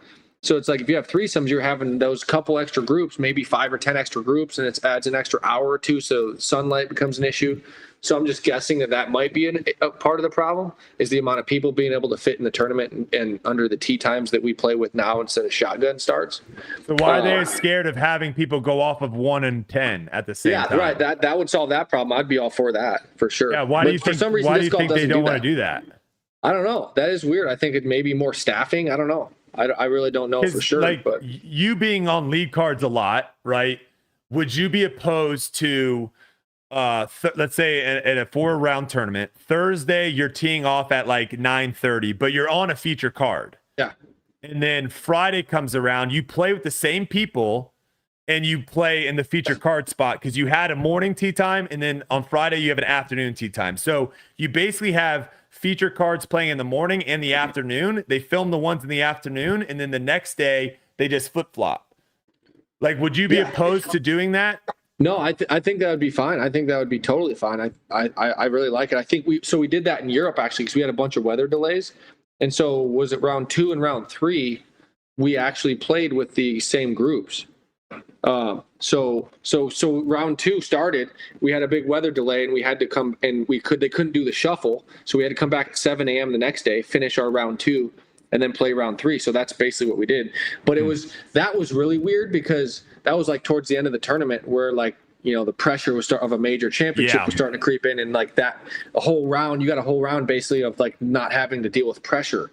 Like for like the top groups, like I think Randon was in the top group, and like he didn't shoot very good round 2. He was like, you know, he shot like 3-4 over par, and he was still on the lead card, you know, 15 strokes off the lead, playing with, you know, Macbeth and a couple other people who were actually in the hunt. So it's kind of created this really weird dynamic. And that was obviously, you know, what you're saying would never happen because it's only for round 1 and round 2. Then you do the shuffle. That happened to get pushed all the way to round 3. So you're getting near the end of the tournament where, you know, the pressure starts creeping in. You're playing with lead cards and all the, you know, galleries and all that comes along with that. So that was a unique dynamic. But yeah, I think that, you know, there's so much that gets thrown at the Pro Tour, I think, right now that it almost feels overwhelming for them. And just from, you know, it's like, you got baskets. What are you gonna do with the tee pads? What are you about this and that? And it's like, and so I think we need to also make like a, you know, some sort of a list of what's the most important immediately for next season. And then that way we can get that done and then work our way down the list of things that we all, you know, majority of players can agree on that needs to be done, you know. And so I think that's part of the problem right now is that there's just so much being said, and it's all very good points, and it's all things I'm sure they want to change, but it's not going to be you know, if they're too overwhelmed, they're not going to be able to do anything. So this is a good question by Philip for you guys. Would it bother you to play not in the order? So you're not playing anymore hole 1 through hole 18 like the course was designed, going out and starting on hole 10 and then finishing on hole 9. Would that have any bother to you guys? Yeah, I don't really care. Yeah, I don't care either. I don't think most players wouldn't. I mean, it really doesn't. I mean, it does change a little bit, like what you said, like hole 17 at USDGC. You're coming down the stretch. That's a very important hole. So playing that as hole 8 or whatever you'd play it is a little bit different. But at the same time, it's you're playing all the holes. It really doesn't make that much difference. Golf. Yeah, for sure. And that's the thing is like the final day and the final 2 days. That's when it really matters the most, when you're coming down the final stretch. So I think it really doesn't, because especially if you're making the cut, like what I think most people want is having a cut, but then you need the 4-round events. But I think they did a cut at Ledgestone, right? Yeah, but it's after 3 rounds. I don't know why they keep doing 3-round right, cuts. I know that is super weird. It should just be 2. Yeah, because there's some people that are like 45 over par after 2 rounds. And it's like, cut those guys loose, brother. Yeah, exactly. Right. There's nothing to play for. Yeah, for sure. No, yeah. I mean, hey, mad respect too to all the people that don't DNF and still show up and play for the fans and all that stuff. Because it is. I've been in that spot. It's really tough to be like, bro, I have to shoot 26 under par to make the cut. Like what are we doing? Like what are we doing? Yeah, for sure. But what do you do with like 3-round events? How do you have a cut after like 1 round? Like I would do 2 rounds as well. Yeah, I would do in the final round 2 rounds. Yeah, the final round's just the 46 people and stop making it to where my boy Ezra has to play 4 rounds and then not make money. Stop that. Stop that. That is crazy. Well, what are we doing? Pay everyone. Right. Pay everyone that makes the cut. Stop For it. sure. Yeah, they've always done that. They've always done like I think they've done it. Let's sneak 3 spots. Yeah. What? So if someone plays bad enough, they still don't make money, even though like a lot of times in your head you're thinking like, oh cool, I made it. Like I got nothing to lose. I can't lose anything. Well, actually you can. You play bad enough. Yeah, it's terrible. All right, last thing I want to talk about with you on Ledgestone here. Did you see the video with the spotter and Double G's roller? The Garrett roller video. Yeah.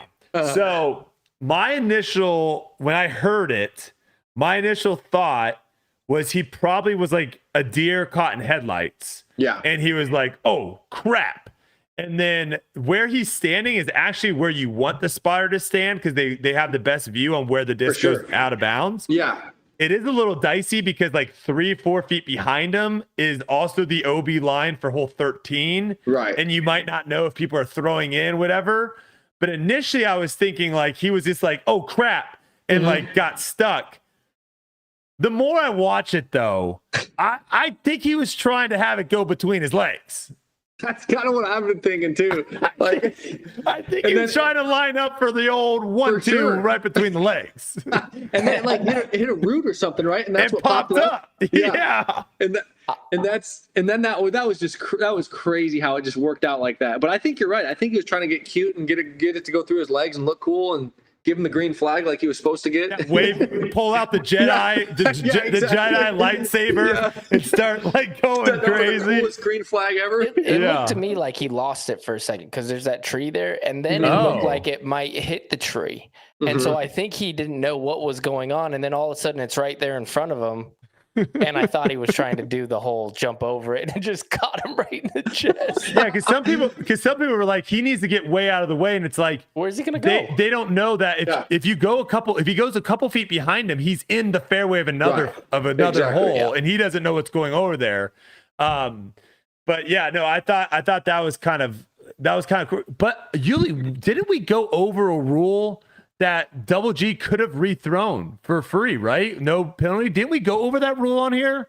I heard someone say that. Is that a real thing or no? I feel like it's not. Because it was the Madison rule where the spectator or the guy in the water jumped out and grabbed their disc. You remember that OTB? And we basically said, we looked up and there was a rule to where you can rethrow interference. Really? Is that only if it's in the air? It's got to be if the disc is still moving. I feel like Yeah, I don't know. I thought the same thing when I first saw it. Oh, there's I a thought, gray area in the rule? That's crazy. See, there might, yeah, I know, right? Because you got to think like if Ricky, if you're throwing like a forehand skip shot, Yeah. and it skips off the ground OB and it's flying back inbounds, and someone jumps up and spikes it down OB. Right. I feel like that's the same exact thing as if someone jumped out of the, and grabbed your disc out of the air without it hitting the ground. Is it not? maybe it's like an intentional thing. Like you have to intentionally try to swat it. Like that, That was one guy. intentional. He chest bumped it. Uli? Well, he was trying to get out of the way. This other guy like went up and grabbed it, tried to grab it. You know what I mean? I don't know if that's part of it. I'm just spitballing here. Yeah, no, it's that might be a tough one. But I would have definitely been fighting for that intentional interference for sure. That would have been really it live. I'm like, oh no, this poor guy. And then he felt so bad. Like, yeah. The problem is like, I mean, what does that guy do like at league that week? Right, he's like the Cubs guy that caught the World Series ball. Like, he can't go any league without just getting harassed. The only thing is, my favorite player's roller, dude. What are you doing? Yeah, the only thing is, at least it wasn't like on league card, and at least it didn't have like implications for like someone winning a tournament or not. Yeah, that would have been. It was lead card actually. Was it? Yeah. Double G was on right? league. Oh, he was on league card. He played good. Yeah. Oh, you're right. Oh, okay. Well, I mean, okay. I guess good. It wasn't league card final round. Yeah, second round. Yeah. Jeez. Yeah. Crazy stuff. Yeah. Well, hopefully everything goes fine for him. I lied. There is one more thing. What are we doing with T signs, guys? How do we not get the distance correct on T signs? Oh yeah, it's funny. It's crazy. Well, I thought you were going to talk about like the placement of them. Like I've seen Jake Wolf throw a forehand right into one of them because he throws obviously very unique forehand shots. So he actually threw. It was I forget what course it was, but it was just a normal T sign with the sponsors and all that. Looked all right, but it was like relatively not in the way. But he literally like scraped and hit the T sign right in front of him, like literally like 2 feet in front of him, and just stopped. Well, did Goose get like a framed? He got one of his Mando signs framed or something because he cracked it in half. Oh yeah, that Goss. Did you guys see that? Goss, yeah, and that was in Estonia, I think. Yeah. That's incredible. Did you see that, Uli? Yeah. That's all. The T sign in half. Yeah. I'm gonna be right back. Well, hold on. My dogs are freaking out. I'll be right back.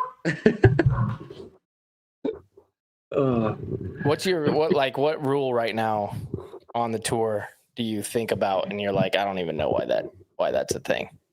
Let's see here. The 5-minute rule. Yes. That didn't take long. 5-minute rule. Oh, cool. You gotta be How about, there 5 minutes. Let's go back to the old school way. Either you show up to your tea time or you don't. That's pretty unique. Nice. Yeah. And if you don't, you have 30 seconds to show up, and that's it. Like I've said this before. I don't know why. It's like the most enforced rule out of anything. It's like we're gonna double down on this one. This is the one. We want to stroke you before you even show up. Exactly. This is an entertainment business. And let's stroke them before it even starts. Let's give them 2. Right. We'll focus on the rules that actually affect the play once you start the event. Yeah. Right? Yeah. Once you say go. 5 minutes. There's a difference between like getting like that or like you not adding your scorecard up right. Like, oh yeah, I get that. Like it's pretty simple. Well, But not showing up 5 minutes before your tea time? Come on. Yeah. Come on. No, I know. You don't have to add your scorecard up. They give you the trophy before you even do that. So you don't. True. It doesn't even matter. You've already won the tournament. Yeah, Ricky, someone that's won a lot of tournaments. Let me ask you this question. What are your thoughts on that? How do you think the end of a tournament should go? Yeah. So basically, yeah. I mean, the end of the tournament goes about just like for everybody. Like you really don't get any time. Like just like you would if there's, you're finishing a round and you go have a line of people. You don't get any sort of time to relax or like chill out for a second. You got to immediately go do an interview or do something. Or how do you think it should go? It's tough to answer that because it's like the expectations of the fans and everybody that wants you to do things. That's really what dictates how it goes. Like, hey, this guy wants you to do this. This guy wants you to do this. And if you say no, then you're like, you screw up the whole operation of potentially DGN because they planned on you doing an interview and you need to take 5 or 10 minutes to chill and like relax, which is understandable after grinding out a tournament in front of, you know, all the mental capacity it takes and all that stuff. And so it's more the pressure of the fans and the media and all the other stuff that they put on you that make you feel obligated to do certain things that you really aren't in the right mental mindset to maybe do at that time. It doesn't mean you don't want to do it, but it maybe means you need 5-10 minutes to take a drink, go chill. And, you know, in Estonia, we had like a locker room where we could just go away and they had security guarding there so nobody could go and like bother you. And so go chill on a beanbag chair that they had in the, you know, players' lounge and then come back and do an interview, you know, and it kind of be a little bit refreshed. But you like that more, like the Estonia, how at the end, how they put you guys up on, and there was actually a podium. Yeah, that was really cool. They did champagne. It kind of reminded me like an F1. They had like fireworks, you know, going off. They had champagne. They played the national anthem. And, you know, of course, whoever, awesome. You know, if a different country would have won, I'm sure they would have played their national anthem.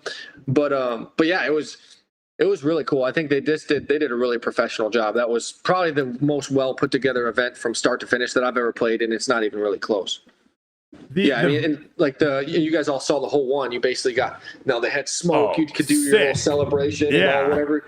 Like, and then everyone clapped and people were waving, you know, Estonian flags and whatever, you know, country flags. And so, yeah, it's just the experience was what made it. The course was good. It wasn't great, but the course was good. And it was, I mean, like you said, for one example, they eliminated the roller guy getting hit potential because there was literally 5 to 10 feet on each side past the out of bounds. There was fences to where they could get close and get a great view, be right there, but yet they're also far away. So they're not within 10 feet of the playing surface of the out of bounds. So that, you know, and that's every single hole. And then they doubled down with putting, let's say Nike sponsored hole 10. And then they had Sportland, which is like their version of Dick's Sporting Goods type thing. And they had, you know, all the fencing had Sportland, Nike, you know, Estonia, all that. Well, each company was a different hole.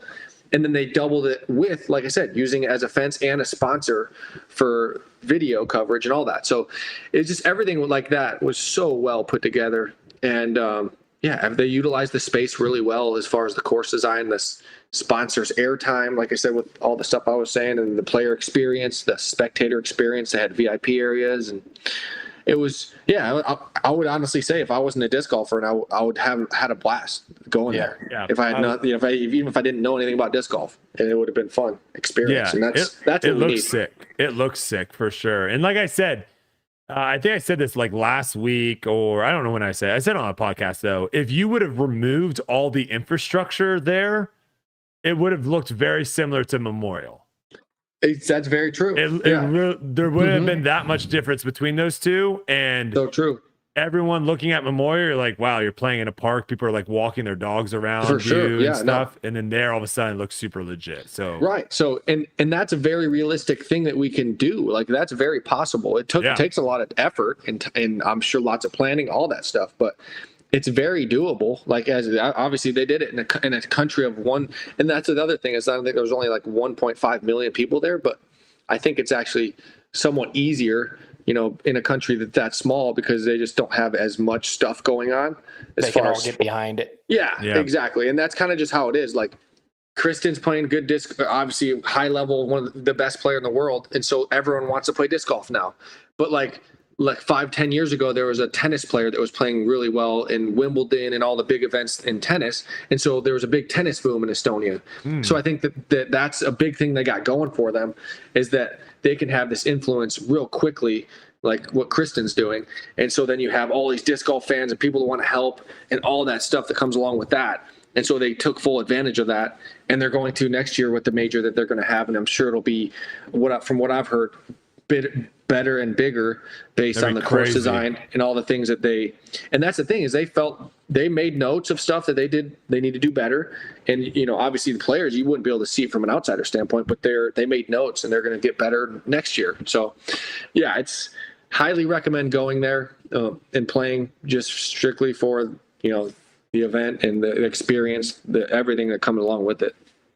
Last thing I'll say about the trophy ceremony, from an outsider looking in, it looks like you've got Seinfeld or something coming on at 8 and it's 7:58 and Ricky's putting and they're like, we got a minute and a half to wrap this up. We got to go quick. That's just the feel of it. Is it feels very rushed and very fast. And to me, I would love there to be more of a basically reverse everything that they're doing. They throw a trophy on you, they announce you to the crowd, you get an interview, and then you get like this highlight package and all the story and all that stuff. I would love to see that reversed. I would love to see after you win, show you walking to the scorer's tent. Sometimes that's like it's a nice walk with all the crowd around you. You're giving high fives. That would be a sick shot. And then while you're doing the scores and all that stuff, then show the highlight package. Show how you got there. Then that's like 2 or 3 minutes. Then they pull you out and they have like a legitimate celebration. You've had some time to decompress. You could probably give a much better interview and do it that way. I think that would look a lot better. And for sure, who am I? Is that just how every other sport does it? Yes, but should we do it that way? Probably not. No, for sure. I think that is definitely so. The way they did it, I think that for some reason it wasn't rushed in person. I think maybe on video it felt like it, but in person they did a good job planning it out. What are you talking about? Which tournament? Oh, Estonia. Oh, I'm not talking. I think Estonia actually did a good job. I'm talking about like literally any tournament in the States. Any other tournament besides Estonia. Your final putt's in the air and the TD is sprinting to you with the trophy. For sure. No, I hear can't you. Wait. That's what I'm talking about. Trophy get some airtime, I guess. I don't know. If people are going to stick around 2 minutes or 3 minutes to listen to what you have to say, then I don't know. I don't know what to tell you.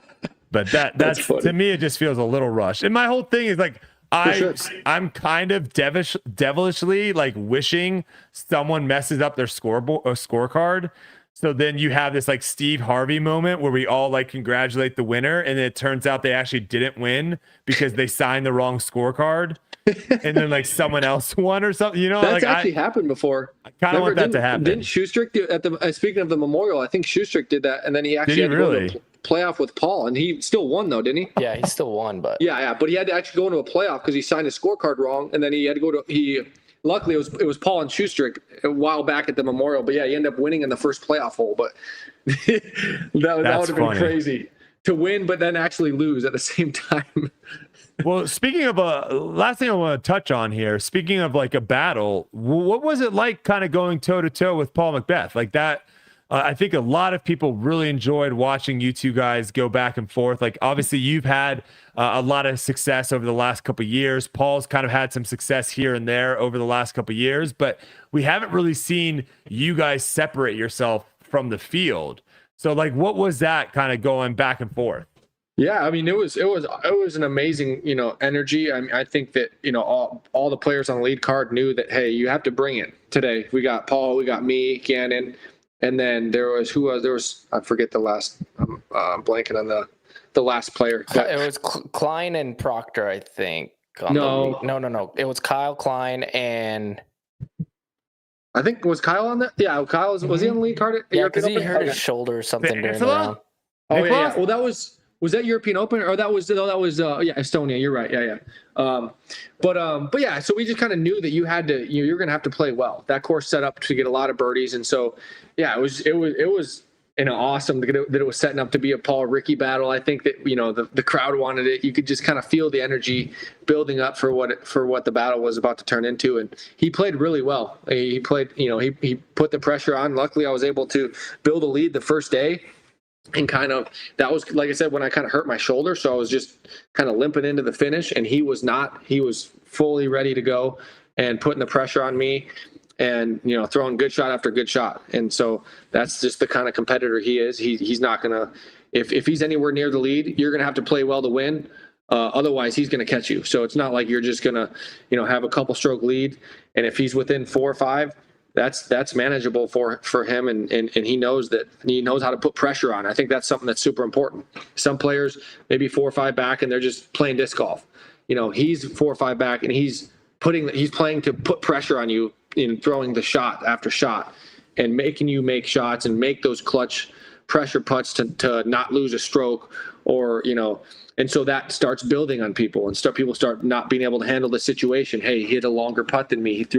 He's making a long putt, then making my 30-footer feel a lot harder than what I was expecting it. So all the little things he does that are, people may not see that he does really well, and he does it on purpose because he knows that, putting someone under high pressure situations, a lot more likelihood to miss their shot and him get the stroke that he wants, And so all that stuff is something that he's really good at, and he did a really good job of it.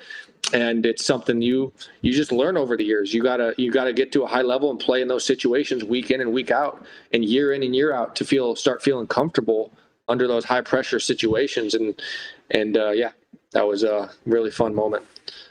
How nice was it that he missed that putt on 18? It was super nice. I was pumped for sure.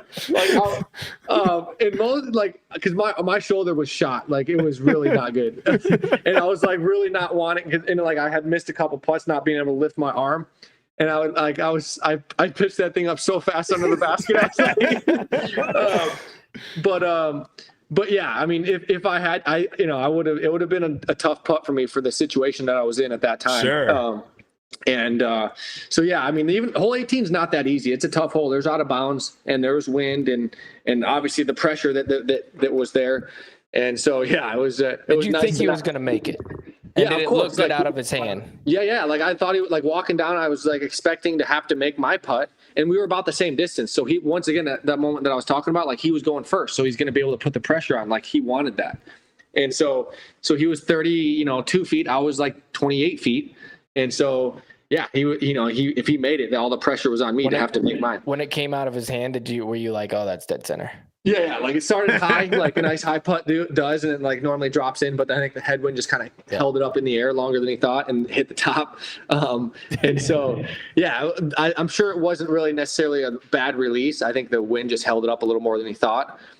Do you think there's different styles of play like that? Like you're talking about him who's just going to put a lot of pressure on. But then you have, the new generation Gannon, and it seems like, to me, when I watch and I give the eye test, he doesn't get as affected as a lot of players, and he might be special in that regard. Obviously, he is because of the success that he's having. Mm-hmm. But let's say European Open, for example, you're putting pressure, and you finally wear him down, and you get within striking distance. You know what I mean? He misses that putt on 17. That's the first time I've seen him kind of crack under the pressure in all of his wins that he has.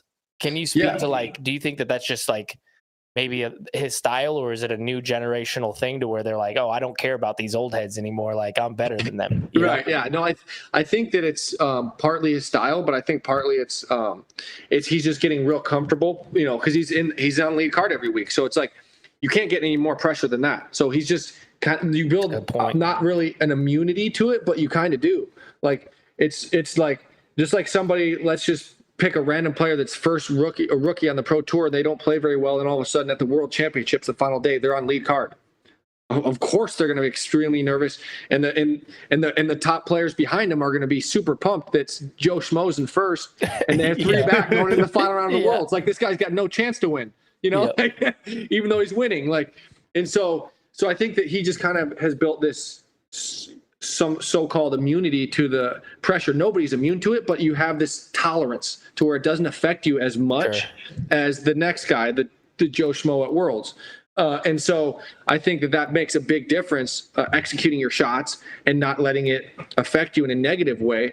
And so I think he's starting to feel that, and he deserves it for putting himself in that situation. As you always hear people say, your first lead card, you're probably not going to play great, but you're gonna learn a lot. You're gonna learn how to handle that pressure mentally, physically, all that stuff, and learn your tendencies with the nerves and the pressure on you. And that way, when you step into the next lead card, you're building off of that. And so you do that enough times, and you start feeling comfortable.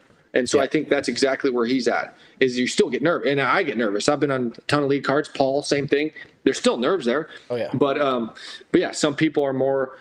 I don't know. That's probably not the best word for it, but immune to it to a certain extent. Yeah, it's a great analogy. There might also be like a little bit of like he's just kind of in his own world too. Like he's kind of like in La La Land a little bit. Yeah, he's just thinking about building Legos and making 50-footers. Yeah, like he's chicken nuggets. There might be a little bit of that of where he's just out there having fun. It will the interesting thing that will be fun to watch is like what does he do? I mean, he could just continue to be great, right? He could. But there's also a real good chance that he has like a little bit of a slip up, right? And he gets close to winning and he loses one. He gets close to winning again, he loses. And all of a sudden questions start, well, what's going on? Has it gotten worse? Like that's when I think it will get really interesting to see like how he handled that. Yeah, and I think that's professional sports in a nutshell. Is there's always going to be ebbs and flows, and it's the players that can snap out of the lows and still come back. And I think that of course he's young, young enough to where he really hasn't had to face the adversity. And for the most part, I'm sure he has in his own ways. But like you said, to play off what you're saying is that the players that do that and consistently come back from that low that they have to kind of find some success again, and then and so I've maybe had 5 or 10 of those ebbs and flows in my career, and I'm sure Yuli's had a bunch. Macbeth's had a ton of them. Even when you're playing your best disc golf, sometimes an injury happens, or like one shot here or there really messes with your head or something for whatever reason. And so there's these little things that can throw you off. You airball one putt into the water, and all of a sudden, next thing you know, you're like, hey, do I putt too hard? Like, like I know it's happened to me. Like I changed my putting style after like 3 putting way too many times in a tournament. And so there's just, you're just always growing and you're always changing. And I think that's what makes a good player, is being able to adjust to what your game has that day, that week, that year, because you may throw a little further. You may be, hyzering out a little bit more one day versus the next. So there's so many variables that come into being a professional disc golfer that's just all about how you can handle that and how you can not, even if you play bad, you still got to keep your confidence and know that you can do it. Even if you didn't do it, you can do it in the future. And so I think that's important. I think we saw that a little bit this year with AB winning the first, 3 out of however many tournaments. And then he went on a bad streak. And I was actually real worried about it. I'm like, okay. Like, how is he going to bounce back? He gets that win in Des Moines, and that showed me kind of a lot of being okay, he's actually here to stay. He's not just going to, get on this crazy little streak and then, get 20th every single time. Like, right, exactly. You can see a lot in a player who does or works through those complications like that. For sure. Yeah. Absolutely. All right, Ricky, before we let you go, anything you got coming through the pipeline? Any new discs, sponsors to shout out? What? Also, I'm also Team Cart Gang now as well. So heck yeah, nice, dude. Team What Cart made you Gang. Turn? My back is my back is. I've always been wondering, like, why does my back hurt so freaking bad? And as soon as I switch to the cart, I can actually practice and then practice the next day. Really? Where before so I was having it. Oh, massive difference. Yeah, massive difference. Okay, yeah. I mean, for me, it's just like an energy thing. Like, it just saves energy. You don't have to pick up and put down, however many times. But yeah, just thank my sponsor, Dynamic. Check out. I've been doing practice round videos on YouTube. So I'm going to be doing one not this week, but I'm going to be doing one at Worlds. So I'm excited for that. I'll be doing a practice round video on my channel for that. And other than that, just practicing day in and day out, getting ready for the World Championships. Thanks everyone for tuning in and watching. Thanks, Brodie, for having me, and Uli. I'm glad to be here, and I'm excited for the next opportunity to be on here. And thanks again, guys. Yeah, awesome, there's a little chatter right now. Before we let you go, there's a little chatter about sports cards. Are you starting to dip your toe a little bit in the sports? Are you getting ready for the disc golf sports cards coming out? What's that looking like? Heck yeah, dude! I was opened some cards today. I was just bored and went to the local card shop and bought some Donruss Optic box. That's what I bought. There you go. 2023. Yeah. So I didn't hit anything too crazy, but it's a fun little gamble to do. What do you got there? A little gold Tank Dell. Tank Dell rookie. Wow, that's solid card. Look at this bad boy. Just pulled look at you guys. Oh, we're big in the sports cards. This is Dylan, dude. I couldn't tell. Yeah. That's sick. Auto too. Where'd you get that off the Bowman? Yeah. Nice, dude. That's Yeah, sick. we'll I definitely- bought 3 packs, and that was my big hit. Was actually That's doing- amazing. People have been wanting me to do some breaks and openings with other people on tour. So Yeah? maybe at Worlds we'll find a time to get some. Yeah. Is there card get- shops there? There's a Books A Million that sells some. That's pretty much it. There's not really like a big card shop. We'd We'll probably have to order go some to. online and do it. Yeah, I have to order some, but yeah, that'll be fun. That would be. I think everyone's really excited about disc golf. I think what Brixton is doing is incredible.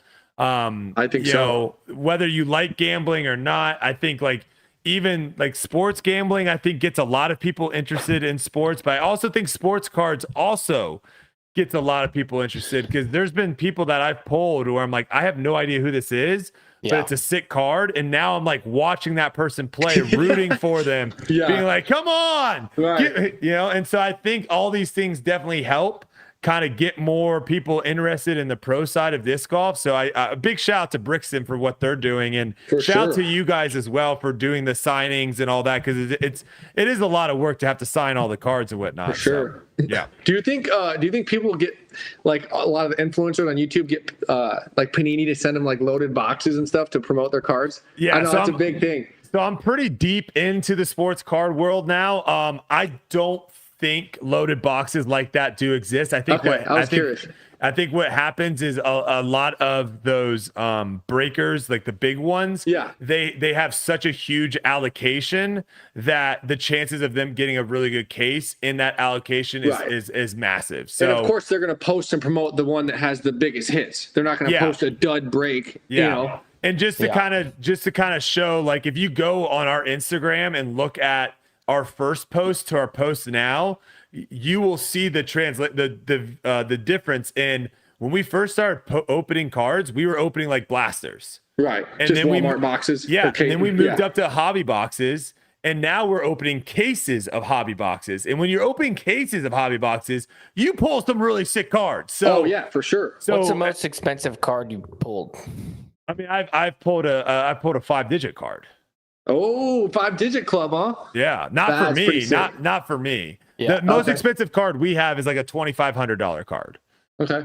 But we have pulled some like $10,000+ cards for Wow. people. So That's sick. yeah, I mean it's fun. it's electric. But That is is exhilarating. when you're opening that much product, you're going to get big cards like that. And so I think that's where a lot of people are like, man, these guys getting all the good cards. It's like, Right. well, they're opening, 150 hobby boxes. Like Right, they're whereas- going to Whereas get random something. guy going to the local card shops opening one box. Good luck. If that. Yeah, exactly. Good luck. Yeah. Exactly. Yeah, I always tell people too, like, be very mindful of where you open loose boxes, because you can weigh the boxes, and so like if you want to be super shady, you can weigh the boxes and keep all the good ones for yourself and put all the bad ones out there for people to buy. So That's why crazy. that's why I would never buy a loose hobby box on eBay, Mm-hmm. because also I can also open, let's say I have I don't know if people want to hear this, but we're going to talk about it. Let's say I have like a case of 10 hobby boxes, right? And there's a big card in the case. And let's say the third box I open has the big card. I then just sell the other 7 because I know the big card's already hit. Right. The case hit's gone. Yeah. Correct. So that's why it's always be a little wary when you're buying that stuff. Check. So yeah. Check. That makes sense. Yeah, for sure. Yeah. That's But, crazy. So but where yeah, do you well- buy it from? Just straight from the retailer? So I have distributors now too. Okay. I So you have don't. accounts? Yeah, I don't have connections. You have to kind of be one of the good old boys to have a connection to actual Panini. Okay. But I have.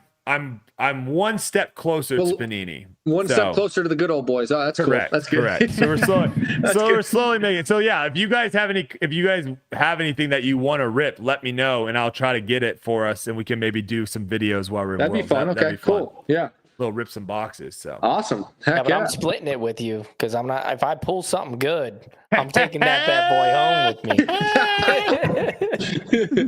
Do a little 2020 prism. Okay, okay. All right, That'd well be that's fun. sweet, and that was fun. Hey, Ricky, it's always a blast. Thank I know you guys, everyone that's listening always loves when you come on. They love your insight, they love the stories and all that stuff. And Appreciate it. we wish you the best of luck. Now, I did say that we were expecting Gannon to win.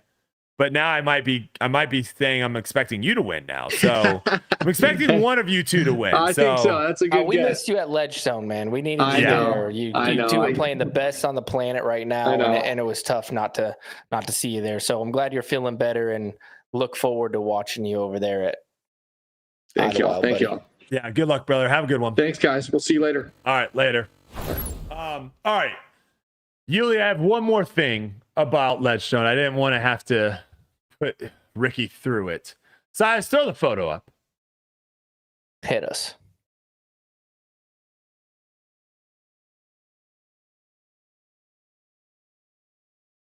What am I looking at? Trash? Is that a disc?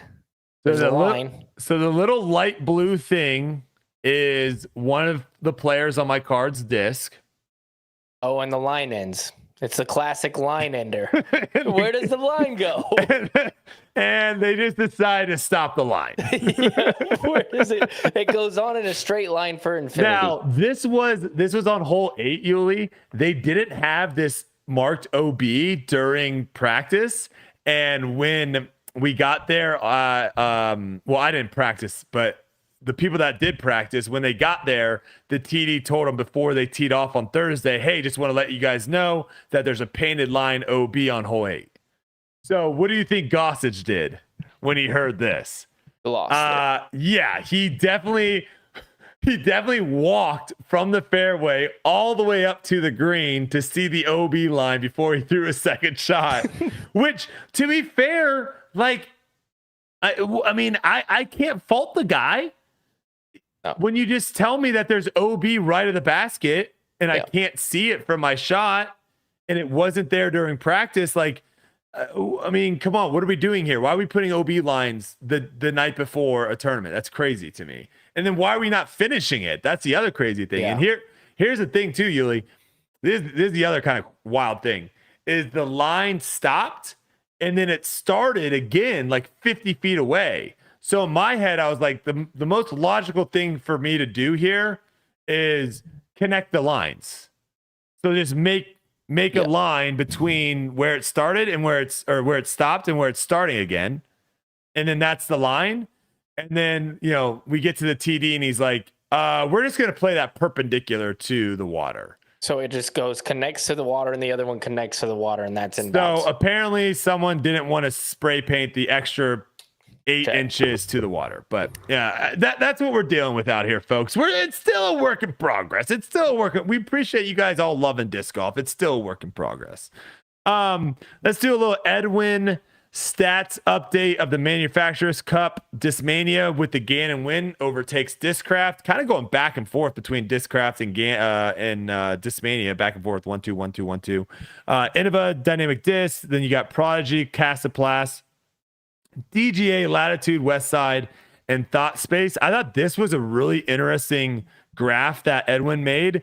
This is Manufacturer Cup leaders. So these are the players that are giving their manufacturer the most points. Okay. So you've got Gannon with 221, Ricky with 193, and Discraft has AB with 136. So Gannon out of the 468 points that Discmania has, he almost has half of the points, which is just, I mean, this kind of just shows you how crazy he's playing in retrospect to everyone else. But I thought that was some pretty cool graphics to kind of just see wins, podiums, top 10s, see like who's playing consistent and who's not. I mean, Calvin, we haven't really talked about too much of Calvin, but like Calvin's still having a pretty good season. 5 top 10s. Yeah, 3 podiums, 2 wins. I mean, come on. So still pretty impressive stuff. You said you wanted to go down the leaderboard a little bit and talk about some people. We can. I mean, the first one that pops out to me, I mean, obviously Ezra's been having a good season. It's only a matter of time before he figures out how to win. Chris Dickerson, sneaky, kind of playing really well this season, kind of under the radar, like not really putting himself in contention too many times, but having some really good finishes. Calvin, same way. He's starting to kind of pick it up a little bit here. But I got to say, hats off to Kevin Jones here. Yes. 5th place. But Yuli, the weird thing with Kevin Jones is, for whatever reason, and maybe I was brainwashed by people on social media, but like I had this idea that he was terrible last year. Like he was just like he fell off a slope and was awful. And you go and you look at it, and it's like he got 8th at Maple Hill. He finished 5th at Deglow, 7th at Idlewild, 11th at Ledgestone, 28th at European Open, 9th at Des Moines, 8th at Zoo. I mean, like he still had some pretty good finishes last year. So this narrative of like him just being absolutely terrible, like I'm kind of against that. But the narrative of him like being back in contention, that definitely was a narrative. And by golly, that was fun to watch him play some pretty good disc golf this past weekend. Yep. Especially making the clean switch this quick to get into contention. That's tough to do, man. Very, very. Me and Ezra kind of talked about it a little bit, about like how it would be to like change sponsors mid-season, and we feel like it would be definitely difficult, especially if you're still trying to play. I think off-season changing manufacturers probably not that tough. Probably take you like a week or two to kind of get it figured out. But to do it mid-season, man, and then play better than you were playing before. My gosh. We had Isaac Robinson, kind of a lackluster final round, to be honest. Shoots 6 under final round. Lots of bogeys there on the front. Kind of back and forth, but had a very nice throw-in eagle on 13. So got to give a shout out to that. That was pretty sweet to watch. Kyle Klein, I don't know what's going on with Kyle Klein. It seems like something's a little bit off, because I mean he's throwing some shots that are like he's dumbfounded at him. Like that final round, he's getting in contention. He's making lead cards, and then it hasn't been like that solid Kyle Klein of the previous rounds. It almost seems like his brain just kind of shuts off a little bit. Yeah. And then he throws the shot, and then it comes back, and he's like, what the heck? Why did I just do that? Right. Because some of his shots right now are so contrast so differently than the way that he's normally like a very I mean, heck, I saw him miss a putt from like 10 feet on hole 11. Yep. Like he just rammed it in there, and it just did that little swing thing it does, and the elevated basket came right out. So, but he's close, man. He's still very, very good. And again, like just another name in the mix, right? Big shout out to Paul McBeth having the best round of the final day by quite a margin there, 12 under par. I did think it was kind of funny that like live coverage was like trying to show. This is the only thing with disc golf, it doesn't work. Like live coverage was trying to show like, oh, Paul's, because there was a point in time where like he had a putt to get in second or something, like they were trying to make it seem like he had a chance to win. He had no shot to win. None. He had Gannon had to shoot 3 over par, and then you would have to have Ezra shoot 3 under. I mean, you'd have to have so many things go his way. So that's the only thing I don't love about courses like this is Paul goes out there and has an incredible round. He runs out of holes. Yeah. He has no chance to fight himself back in, because everyone else is going to shoot 8, 9, 10 under par. Right. So very tough there. Good performance by Jakob. Good performance by Jake Heemenheiner, honestly, too. We know Emerson Keith plays really well here. A couple years ago at Worlds, he had that kind of his big first show out. Plays really well. Had a great solid round. I think kind of had a slip up a little bit in round 2 or round 3 there, but another good showing. Anyone else that you want to pop out and talk about? No. I mean, there's a lot of solid players here. Now let's switch it over to the women's side. That's a little FPO. That's a good side. Little FPO action. Holland Hanley really just kind of shows her dominance on courses like this. When you give her a lot of airspace, and let her throw the angles that she wants to throw, she's going to be tough to beat. I mean, you had Missy Gannon starting off very strong, shooting 9 under, but then Holland Hanley kind of just took over, shot 8 under the second round. Missy kind of fell off the map there with an even par. And a course like that they're playing out there at Sunset Hills, you can't give 8 shots away to someone and think you can win. But yeah, very impressive finish. Like a very interesting leaderboard here in the top 5. You have Holland Hanley, Lisa Fakis, who we haven't really said anything about all season. Haley King, where's she been? You know, like what the heck is that? What's going on there? I mean, she had that nice, almost won the DDO, and since then, yeah, but she was like someone that we always would talk about as like she could be the next big player. She's got the big forehand. You think so? Okay, you're not out on it. I'm not out. Okay, and then you have She's Allegations. good, man. I know, but like the finishes, like what she's the FPO field isn't very deep, so it's like she should always be in the top 10, maybe top 5. I hear that. Yep. You know what I'm saying? Like that's with her skill level. And then Ella Hansen with a nice finish with Owen Scoggins as well at 5th. Paige Pierce in 6th, time with Missy Gannon. Emily Weatherman with a nice finish at 8th. Stacey Ronsley with a top 10, and Ellie Ezra with the top 10 as well. Did you have anything specific that you wanted to talk about for FPO? No, I just thought it was a. There's one story I have. Oh, hit me. What are we doing to slip and slide, Uli? I'm in with you on that. What guys? It ended up being a big theme. We got make some reels about them making some sweet putts and throwing nice drives. We have over 1,000 people watching right now. Please, in the chat, just write W or L. W, you're all about the slip and slide. You love it. L, what the heck are we doing, guys? Why? For a fun time, yeah, but why are we covering it? Why is that the coverage at the end of a tournament on the Disc Golf Pro Tour? We have one W. Oh, well, we have a poll, Uli. Silas just hit him with a poll. All right. Vote on the poll. That's way better than throwing it in the chat. That's way better.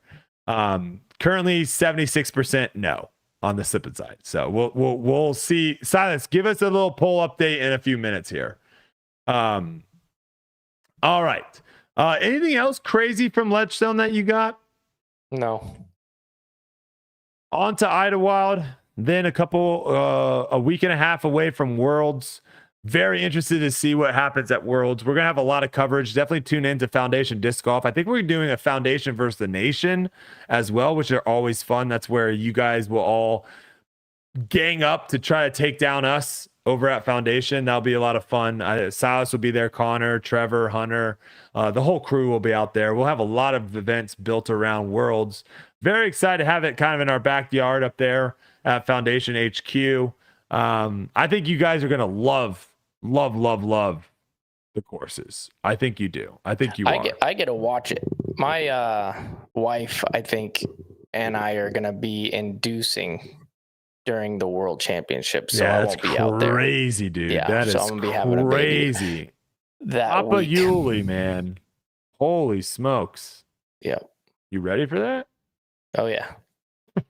I am. I'm as ready as you can be, I guess. Don't get a corgi. I'll give you advice. Don't if you're trying to have your kid go to sleep and not be woken up and disturbed, do not get a corgi. That is for sure. All right, Silas, give us the update. What do we got? Poll updates. How many votes? All right, we got. I can't see how many votes. 93 votes are in. 66% said no. 34% said yes. All right, you 34% people are crazy, man. You guys are crazy. Hey, it's a joke. You guys. Explain yourself. Right now, go over on Twitter and tweet me why you think a slip and slide at the end of an FPO tournament is a good thing. Please. I would love to hear your reasoning. You guys are crazy, man. All right, race to 600. Is that what we changed it to, Silas? Yeah, I think so. Race to 550. We're at 537. I think it was 550. Yeah. So race to 550. We're still killing grip locked. Hey. So that's nice. That's a big thing. Just wait until Blurry Horse merch gets out there. That's what the people want. The people want the Blurry Horse merch. All right. Well, hey, big thanks to both our guests tonight, Gannon Buhr, Ricky Wysocki, hopping on here. Always a pleasure talking to those guys. If you guys have anyone that you would like to see come on the podcast, please let us know. I know I did put out a feeler to Kristen's management team. Love to have her on. I know last year's podcast with her was awesome. So hopefully we can have her on again this year. But yeah, definitely let us know in the YouTube comments after this podcast. If you're listening on Spotify or Apple, hop over to YouTube, drop a comment. We'll try to get them on the show. Always fun. You know who we really need actually on the show, Uli, that we haven't had, which is crazy that we haven't had him on the show? Scott Stokely. Oh, we need him on, yeah. We got to get Scott. Scott Stokely's got to have a handful of stories for the people. We got to get him on the show. He wrote a book about his stories. I know. So we got to get him on. Got to get him on the pod. But yeah, thanks to all our guests. Thanks to everyone that's listening. Thanks to everyone that's listening on your drive, your commute, your flight, whatever it is. We appreciate all your guys' support. We really do. This is something that me and Uli and Silas all look forward to every week. We had over 1,000 people in the chat for the entire podcast. Absolutely insane. Appreciate each and every one of you guys. Thank you so much, and we'll see you guys next week.